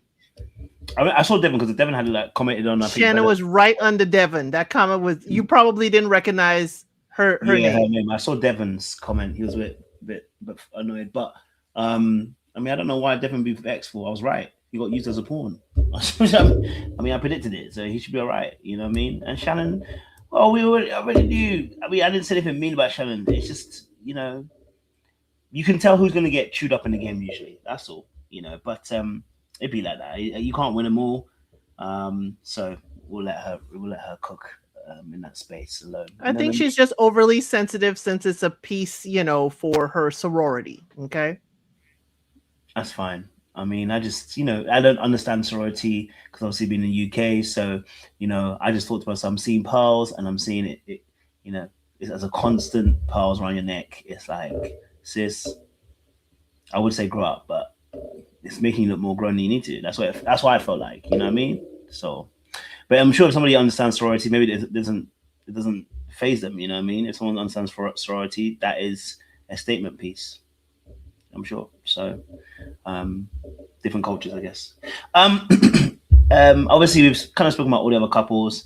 There was obviously another piece of RTL history being made. Of course, we touched on it last week slightly. Say, obviously, I looked at the Instagrams and it looked like Camille and Cornelius weren't together. And then, lo and behold, the next day, Cornelius and Camille are not together. What surprised me, though, is that they're not divorcing. They're just not getting together anymore, which I thought they were married because of course, the that was a TV marriage. They never signed them papers. They never had a real marriage. That's a decoy. You really think she's gonna get married without her son and family being there? They were never married. It's not even really about that. They did a Mandices. I'm surprised that Camille would even want to go along with that, especially as a show how they treated her previously. I'm surprised she went along with it to even do the pretend we got married. I don't think it looks good on either of them. Do you know what I mean? To pretend you're going to get married. I didn't think it looked good on either of them. Maybe that was the closest thing she was going to get to a marriage, and she started there and was hoping that she would get the real one next. Most likely. Any other thoughts on the Camille and Cornelius situation? I wish them well. Yes, that's it. I did reach out to her because, since I met her, she's found her way into my heart. So I wished her well. And she's handling things not like she's showed us on the show. So I'm seeing growth. So amen to her and wishing her all the best. Yeah, I wish her well again. And I'm sorry that so much of her time appeared to have been wasted. But sometimes when things walk like a duck, quack like a duck, they a duck. So I'm gonna just leave it at that, and I do hope that she finds love in the near future. I don't know if enough around is free, but yep. Definitely time was wasted. You know what I mean? It's an important lesson, I guess, in the future. This is why I said timelines are important. Okay, because now we've wasted 5 years. You know what I mean? We've wasted 5 years. We've got to a point. Well, let me say, when I say wasted, as in, I believe her goal was to get married. So in that particular instance, if the goal wasn't reached, 5 years is gone. You're not getting that back. You know what I'm saying to you? And so it's a shame it's got to that place. But I think that's why it's important to have those boundaries and have those time scales so people actually know exactly what you're trying to achieve and what you're trying to get to. Otherwise, you sit in something and you're angry because you sat in something when you should have been talking. Similar to Donald, we said about with Vince. And so if they do get together, that could be the same thing with Donna and Vince. You know what I mean? It's like you're sitting in something and you want more, but you're not able to get it because you're not being honest with yourself and saying, I'd really rather forego this relationship to get what I want. And if you're not willing to give it to me, then I should walk. And I think everybody should pay attention to that, not just Camille and Cornelius. I think everybody should pay attention to that, you know what I mean? Going forward in that space. Any other thoughts on that before we wrap it up? No, I would just say that if you constantly have to, a little bit of improvement is not a problem. I think every person in your life, whether it's a friend or a partner, should encourage you to be better. But if you have to continuously make a whole lot of improvements or changes, or if things just keep getting pushed off and pushed off and pushed off, that's another sign. Alignment should be mutual, and that's why I said what I said earlier. The man that Sean was talking about is not that prevalent. There's a lot of men that will waste your time for 5 years, and you're going to be holding the bag. Whatever somebody gives you in the beginning, just take them at face value. and go with your discernment. I wouldn't give no man, you know, more than 4 seasons, 1 year to kind of get a good understanding about where you're going if you're an adult. So again, I do wish them well. I wish her healing. And I hope she bounces back. I don't know exactly why. I haven't spoken personally to Camille as to why the breakup has happened or whatnot. I was rooting for them as it continued on and whatnot.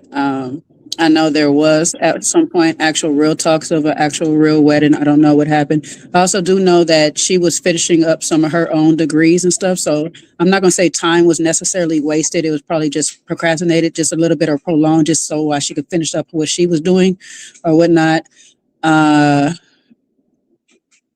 so I don't want to put too much on anybody's side on why it is because, you know, it could be mutual. It could be her. It could be him. Don't really know. I just wish them both well. If it's real love, maybe they'll make their way back to each other or whatnot. If not, hopefully they just leave their space open to find the person that they need to be with in real time. I'll add that Married at 10 Years, I watched her video. She did a video breakdown on it, and I was really enlightened by it. And she talked about like seeing certain signs, and like she like highlighted some really things that just kind of like made me think. It's like, oh shoot, sometimes you don't think about it that way, you know, because even us, and you know, even me, I'll take credit, you know, like when we first saw Camille on our screens, we like, you know, we highlighted in on her behavior because it was very obvious to see. But you know, Married 10 Years just highlighted some points around how Cornelius was passive aggressive, and how the you know, how the dangers of being with somebody that's passive aggressive, and they'll kind of dangle carrots and, you know, have you do all these changes. And even me personally, which is why, you know, initially my thoughts were, you know, like I really came to like her because after meeting her, you know, she was very vulnerable and open and talking about some of the changes that she had made, the therapy, you know, which were things that he even said he required. You know, she did a lot of those things to make inroads in the relationship. So I just thought that was a very good breakdown and something to pay attention to. Like sometimes we go for like, we think it's the obvious thing, or, you know, like immediately everybody's like, I told you Camille was da da da da da. But, you know, she evolved. That much I can say I saw from my own self, not just from a TV screen. I saw in person. So, you know, and I know some of us have also, you know, had interactions and met her and things like that. And I think it's unfortunate that that happened. And then listen, you got to be careful and sometimes, you know, read the room too, in terms of, is the person really going to give you the things that you want, or are they just kicking the can down, you know, promising or holding things over you or telling you you have to keep doing things, but you're not going to get to the end goal. Well, you know, I'm gonna say it. Everybody gotta be accountable. You ought to be nice. Everybody gotta be accountable. She in the same boat that Donna was in. She in the same boat that Ashley in. That situation there with Cornelius when he was messing around with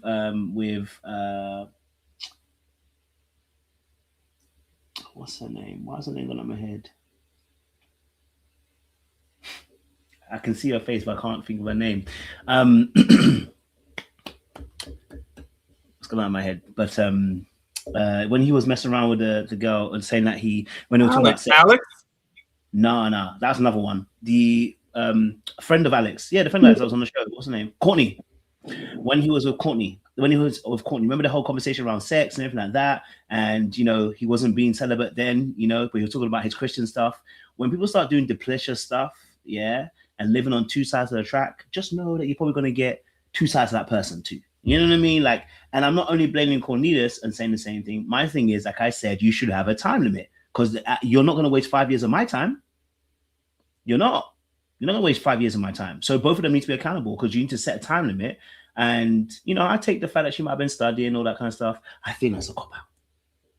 I think it's a cop-out. The same way I said about Vince. If there's you've set yourself a goal that this is what you're trying to get to, right? And in the midst of that, you need to set yourself a time limit, say how much time you're willing to invest in a situation like this. Cornelius was wasting that time too, because he knew he ain't marrying her. Like, he knew.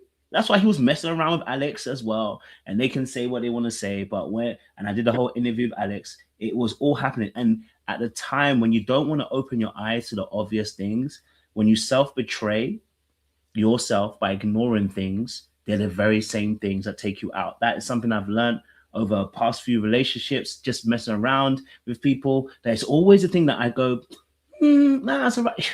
You know what? Yeah, just making an excuse for it. Same thing that turns around and takes you right out the game as well. You know what I mean? I know you're saying we'd be a night, but maybe there was a time limit. Maybe it was a 5-year time limit. Maybe it was so much time after I finished this process in school, and so much time after that. If we don't do it, we don't do it. Then it's it. That's it. At this point, we don't actually know the actual reasons on the breakup. At our age, 5 years. I'm not saying I'm saying after I finish school, after I finish this program, you got this amount of time. That's not 5 years. That's now down to 2-3 years now. If he knew, he knew. Look, as a man, if he knew, he knew. He knows if he wants to marry her or not. He didn't want to marry her, bro. Like, I promise you, like, when us men are really decisive, when we need to be decisive, anytime you're indecisive, that man is generally indecisive because he's not sure about you. And that's your sign to get him to make a decision or be out. I'm not saying nothing about him, though. What I'm saying is she probably still had a time limit. Regardless of what he's going to do, 3 years came, he ain't make a move, she's out. There still could be a time limit in place. That's all I'm saying.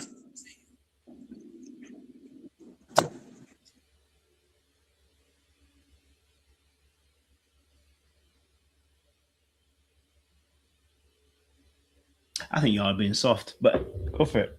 Y'all cooked on her today. You put Don on the skewer, cooked her like there was no tomorrow. Literally, you cooked on her like there was no tomorrow. Donna don't have no emotions or nothing tied up. Donna don't have nothing tied up with that man and stuff like that. Yeah, I can cook Donna all day long. You know what I'm saying? It's not the same difference. When you sitting here have yourself tied into a person and stuff like that, letting go is not that easy, and you know that. Well, I guess let me can I say the difference in my energy? The difference in my energy is I think Camille has already suffered the consequences of what I was trying to get across to Donna in my message. Like, there's nothing I can say at this point that she probably hasn't already felt. Like the embarrassment, the fact that they never really got married, the fact that the majority of the population probably feels like it's a I told you so moment, because either we said that he was being duplicitous with some of his mentalities, you know, like doing one thing but asking for another, or people question other things about him that we feel like Camille should have saw coming. Either way, I don't really know what I can say what can I say? What consequences has she? I mean, I hope she got it. I hope she gets it. I hope if the whole world tell her, girl, some in the water ain't clean, she don't try to be a hero again. I hope that lesson is learned, because there was something in the water there was multiple things in the water not clean with Cornelius. And buttermilk. It's buttermilk, by the way. I be saying something in the water. It's buttermilk, though. It's buttermilk, though. Yeah, you be saying it. I've always been water my whole life. It's all right, baby. It's all right. We love you. It's potato at this point, but I've never said buttermilk my entire life. I've never heard of that. Yeah, it's water. Up here, I say water. In Chicago, I know, because everything after Gen X didn't do buttermilk no more. Y'all parents just fed y'all formula. Maybe there's something in the water in Chicago. Who knows? It's both. It's both. Someone said something in the milk. Okay, whatever. It could be all of it, y'all. Y'all didn't have to. There's something in there. That's all that matters.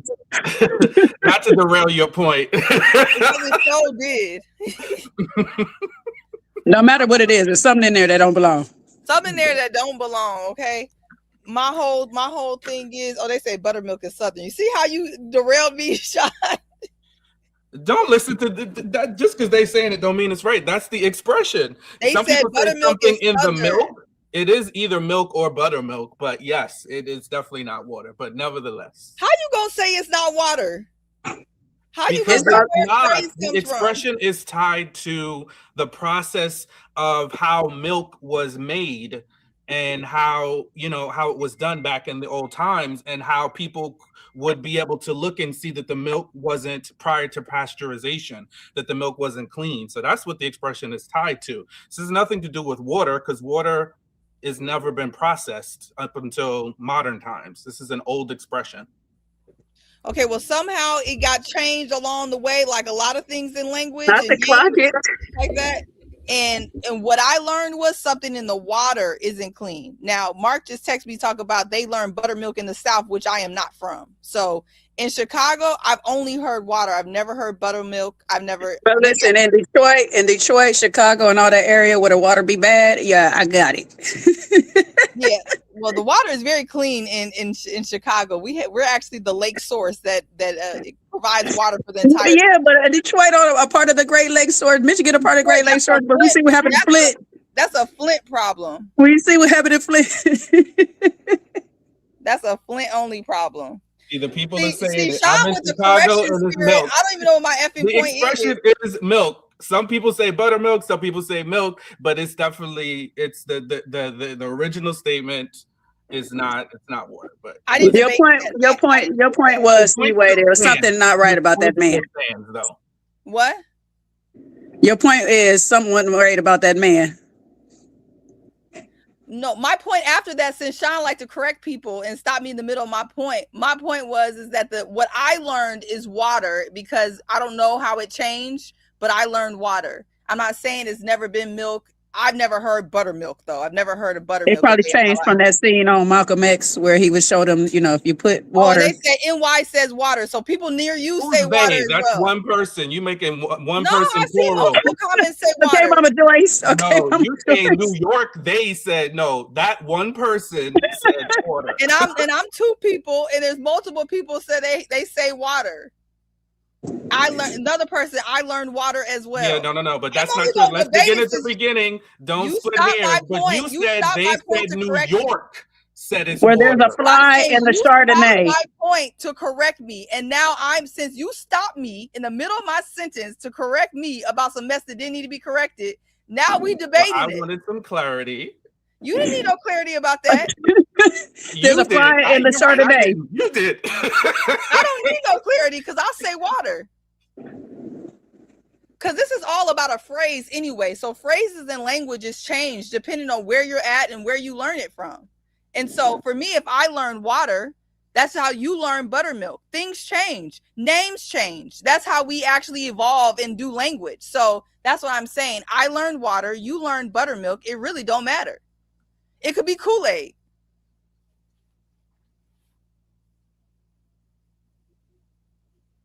I just don't want There's something in my rosé, so there we go. I'm going to hesitate from being Vince right now. So you got it. No, you already was Vince when you stopped me in the middle of my sentence to tell me it was And I buttermilk. did acknowledge that your point still stood, nevertheless, whether it was milk or water, buttermilk or pasteurized oat milk. I still agree with your point. I was just being more exacting. But we Go can ahead, Sean. Go ahead, Sean. Be Vince. She don't get it. She don't get it. I'm right on the fence of Vince. I'm saying I'm not going to be Vince while I'm tiptoeing on the Vince line. So I'm going to be quiet. And go ahead and see, wait, be Darius. You need to shut your mouth. Because I'm trying to make a whole point. We stopped. Hello, it's buttermilk. I don't even know what the hell I was talking about. It don't even matter. Look, what Miss Misha said, that was the side note. The side note turned into the main note. So I don't even know what the hell I'm talking about. Making up polls.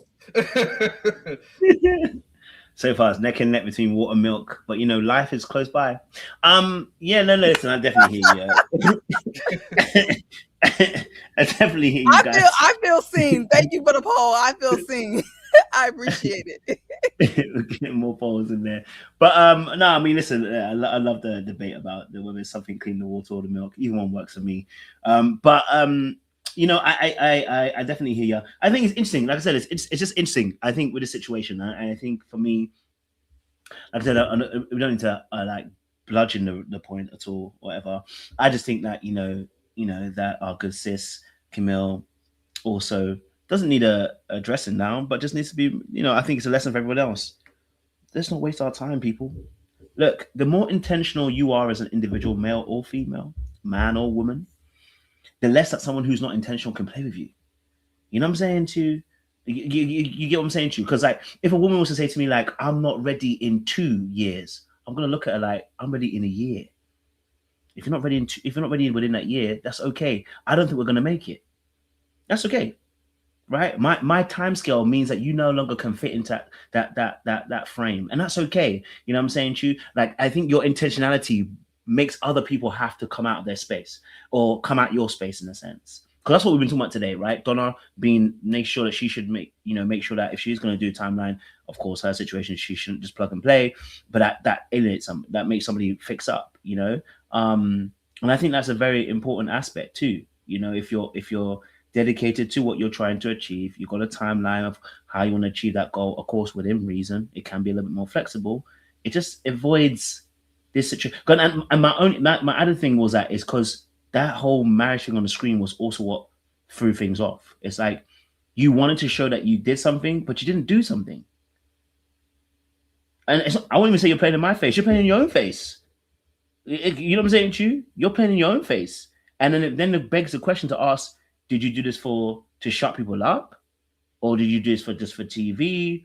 What is the reason behind doing the whole marriage on TV now? Because it wasn't necessary. This wasn't even your season. You know, so what was the reason behind it? Ready to Love bigged it up like it's their first ever marriage. You know, well, it wasn't their first, but like almost bigged up like it was their first marriage. You know what I'm saying to you? So now, I think the other day we mentioned their names. That's how we got into the conversation. We mentioned these couples are now married, Camille, Canese. So again, this is what I'm saying. Like living a double life. It's almost like me wearing a ring, coming to you guys and be like, you know, this marriage thing it's not been easy the last 2 years. And then and then after you find out that I put a statement out and say, well, you know, me and my girl, we're no longer together. You look at me like, wait, coach, do you have a ring in your hand? Like, it's delicious. It's like that means you're in a role where you're acting for a very long time. And I always find that whenever you're acting in a role for a very long time, you often take that into the relationship too, which means people are not going to be able to be their best vulnerable selves in the situation. So it's less even about Cornelius and Camille, but for the rest of us to also learn the lesson as well. You don't need to, for me personally, you don't need to prove to your haters or anybody else who didn't respect your union or whoever thought you were trying to get one over. You don't need to do anything for them. This is solely about you. You know what I mean? So, but again, like I said, that was my perspective on the situation. I think everyone's perspective is fair and sound. I don't think we're necessarily saying anything. We're saying different things, but we're not disagreeing per se. We have different perspectives on the situation, which is fine by here. I mean, the water and the milk situation is a bit more deeper, but I'm crying. Well, I do want to add one thing. You said you touched on this, and I think this is also important to note. I think a lot of times we get caught up in this like us against the world type thing, and when you like how Dominique got caught up with competing with Lauren and the rest of the women instead of working on the relationship. I wonder if Camille was less focused on making this work and competing with the world about what their perspective was, perhaps she would have been able to see some of the things that may have, I don't know, contributed to this relationship not working. Because a lot of times, if the world is telling you something in the water, the buttermilk, the milk ain't clean with a man, and you rather fight us than look in, you're going to miss things. Because we ain't got no dog in the fight. If we say that man is walking like a duck, quacking like a duck, is that phrase okay, Sean? Am I on point with that one? I heard it's barking like a dog, but go for it. Is it barking like a dog? Is it a different one? If we saying that, I'm not debating anymore. I'm just trying to make sure I'm on point with these phrases. I'm trying to make sure I'm right. But if we've been saying that, and you want to fight us about it, and he end up being a duck, potentially, allegedly, girl, We was trying to save you. So like I said, what I said originally, I wish her the best of luck. Because women, we have loving hearts. And, you know, we love and we want it to work out. And sometimes we love and we try to love somebody into submission. And a lot of times it's not going to work. You can't love somebody into submission if they don't want to, you know, if they don't want to acquiesce. So I guess this is another point that we can add to issues with the Philadelphia season.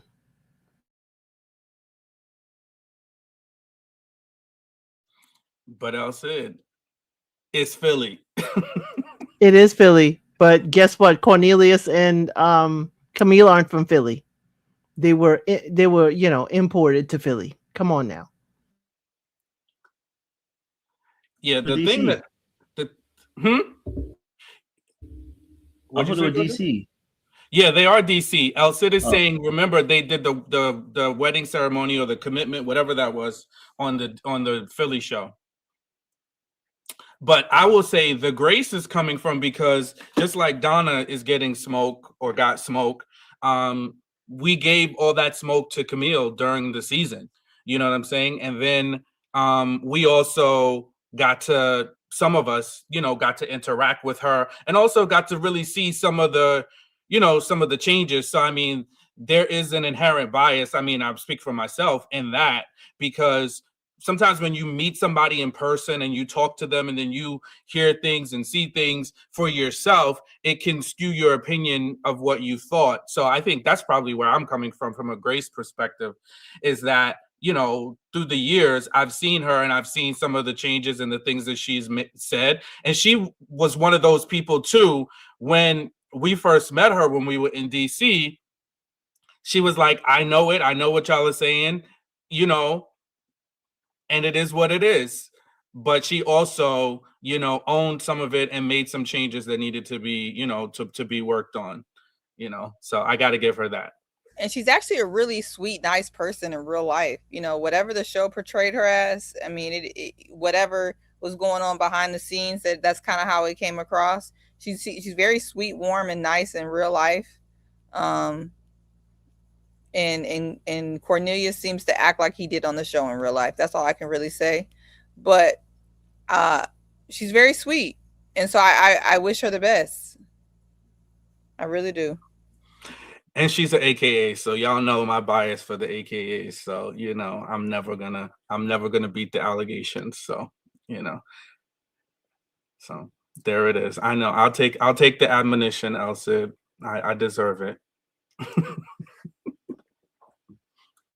You have just limited your blessings with the other, you know, the other ladies. Divine Nine. No, yes. I didn't say I'm exclusively. I just That's how it sounds to them, Sean. Come on now. You know how they roll. Come on now. I just said I'm a sucker for them. I didn't say I'm totally, you know. I'll take a Delta. This. See, it sounds like a consolation prize. Oh, I'll take a Delta if that's what's left. That's what it sounds like. I said, I'm not even gonna do this with you. I love all of my sisters, all of them, Greek and non-Greek alike. Okay. I love that. I the love GPIs that. get love too. Everybody get love. Sean for everybody right now. Okay, don't take it personal. Just as long as you know the milk is clean. and you ain't got them kitten heels on. Long as you ain't got that. Oh yeah, I don't care what you is. You come through with some kitten heels, we gonna out of here. You're right. Don't forget the toe cleavage. What are those? Y'all are terrible. Well, our time is coming to an end. It is time for the benediction, ladies and gentlemen. LC gonna block you, Kojo. She really is. I know. I've got a couple of more coming. Don't worry. Master Deacon, I know you didn't get time because I know we were chopping it up as well. So, you know, take your time with this. You know, don't rush it. We need our benediction because we're drawing the show to a close. I'll give you a minute or so. Audience members who are here, we have the benediction in a minute or two. But I want to say thank you for everybody who joined us. We've had over 600 people come through. We're live at the time. So y'all obviously enjoyed the conversation and the chat. Look, you know, when we have these lives, we appreciate you guys being a part of that conversation. But if you have not joined the membership, if you've not made yourself a member, you are watching outside, but you couldn't get in. Why? There's a $sign underneath the chat. Press it. Join the membership. It's £1, $1. I've made it cheap. I'm not going to tell you how much it costs to make a coffee. That's not my job. I'm just trying to let you know, listen, we're here to entertain, have a bit of fun, have good conversations, and we want you to be a part of that as well. And so I'm playing my little AI clip. Good evening. This is LBB91 Network. Our top story tonight, and TUT. Wait, hold on. Why haven't you joined the membership yet? That's right. Why haven't you joined the membership, guys? Make sure you guys are joining into that membership as well. I'm gonna I'm gonna be passing over the mic to the deacon in that space so he can do what he does best. Someone said go on to Pop the Balloon UK. I will not be going on any of that show. They actually invited me to go on a show, and I told them heck no. I'm not doing any show like that. There's nothing there for me on that show. Master Deacon, I know it's probably a bit soon and you haven't been able to write all your notes, but the Bible says that when you get in front of the authorities, don't push yourself to say anything. The Holy Spirit will put words in your mouth. I would say pause, but it's the Holy Bible. So we're going to pass you over the mic, Master Deacon, and we'd love to hear from you yourself as well. Go for it. Thank you, good brother. Well, the Bible says, be ye also ready, right? So we must always be prepared.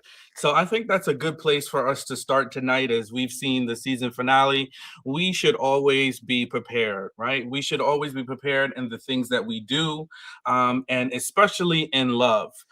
Be prepared, be ready to be received, be ready to acknowledge, and also be ready to sift out, right? We must sift like wheat, right? To make sure that the person that is before us is truly who they say that we are. And we've said it before, that it is very important that we not only look at what people say, but we look at what people do. And we say that intention is the addition of words and actions together. That's when we know that someone is being intentional. So we've saw some people really rest in their intention, and we've saw some people deny their intention. And I think that if you are getting wise counsel, take heed to the wise counsel, especially if the wise counsel is telling you it don't fit, right? And that goes to Dom and her parents, right? Her parents, sometimes they can, although we're grown, we can listen to what our parents say. And if they're giving you wise counsel and you're ignoring it, you're steering away from it, you're probably headed for not a good place. And we saw that even Ashley all along has resisted her own counsel, her own inner thoughts. If you're struggling very early on in a relationship and you don't feel at ease, it's causing you strife, and you're not 2, 3, 4, 5 years in, you're 2, 3 weeks, 2 months in, that's a sign. Love is not always easy, but it ain't rocky in the beginning, right? So if you're feeling that and you're seeing that, you're probably not ready to love that person. Doesn't mean you're not ready to love at all, but you're not ready to love that person. And I'm going to end on a song that tells us what love is and some of the things that we should be looking for if we're looking to have love. So love, a word that comes and goes, but few people really know what it means to really love somebody. Love, though the tears may fade away, I'm so glad your love will stay, because I love you and you show me, Jesus, what it really means to love. Patient love, kind love, sweet love, kind love. So this is a Christian channel and we are believers, but the first place that we get love and we receive love from is our Lord and Savior, Jesus Christ. And if we're using that love as a measurement for the love that we should be receiving from our partners, then we're headed on the right track. And if there's misalignment, you're probably not ready to love. Turning it back to you, Kojo. Thank you very much, Deacon. I appreciate that. And thank you to all the panelists as well for this great conversation. 3 hours well spent. You guys really chopped up some parts. Donna definitely got the most of the smoke. In the UK, we have a thing called Donna Kebab. I don't know if you guys have the same thing over there, but that is meat on a skewer. Okay, so, you know, you guys really discussed some of the points in depth, and I really appreciate that because it gave us a different angle and different perception on the topics as well. So shout out to the panel who came through. Audience members, thank you so much for joining us on this live. I know we had some technical difficulties in terms of comments and stuff like that. You know, hopefully YouTube will sort themselves out because I don't know what's going on, but they are having some issues on their side. You know what I mean? Who knows what's really going on there? But even while so, we continue to move forward. We continue to keep on growing. We continue to do what we do best. And so we'll be back here next week with the reunion conversation, talking about, you know, what happened in that space. The next week after that, which is probably if they do a part 2, I will be in Bali. So hopefully I should have some internet, but just in case I don't, I may set up a live and the gang may have to go without me on that one. I want to be able to keep on the Saturday. I'm in Bali to the 16th, so there's no point delaying it. I won't be there just in case I'm not around. But so, and also for those who also, because I've still got a lot of people booking discovery calls for coaching and stuff. We are taking a break from taking on more clients until April. So if you do use a link in the description box to book some coaching, or you want to start coaching, there is nothing going on until April, guys. And even in April, you'll be on a wait list. Yeah, because I've got too many people now. So it's kind of hard to service everybody. I can only do 2 clients per day now. So I want to make sure that I'm able to service everyone correctly. So if you are looking to coach or anything like that, by all means, yes, do the discovery call and everything like that, but you will be on the waiting list as well. And if you have not joined us from the previous season, the price has also gone up. Yes, I know. But I've undercut it for a long time, and it's still undercut. So for those of you who want to join the coaching, we appreciate you, appreciate your time. Link is in the description box. And we will see you next week for another live on Ready to Love. But if you're around on our other channel, The Landlord, we're on there on Tuesday nights, 8:30 p.m. We're talking about relationships from a men's perspective. And this week we'll be talking about leadership without having to control your partner. So we'll be chopping up on that Tuesday night as well. I want to say thank you for those who are members who have joined us as well. Thank you very much. I think the latest one was Blue Skies, Clear Water. Thank you for joining us as well. And we will be back here next week for another amazing conversation as well. Look, don't do anything I wouldn't do out here. I know it's sad.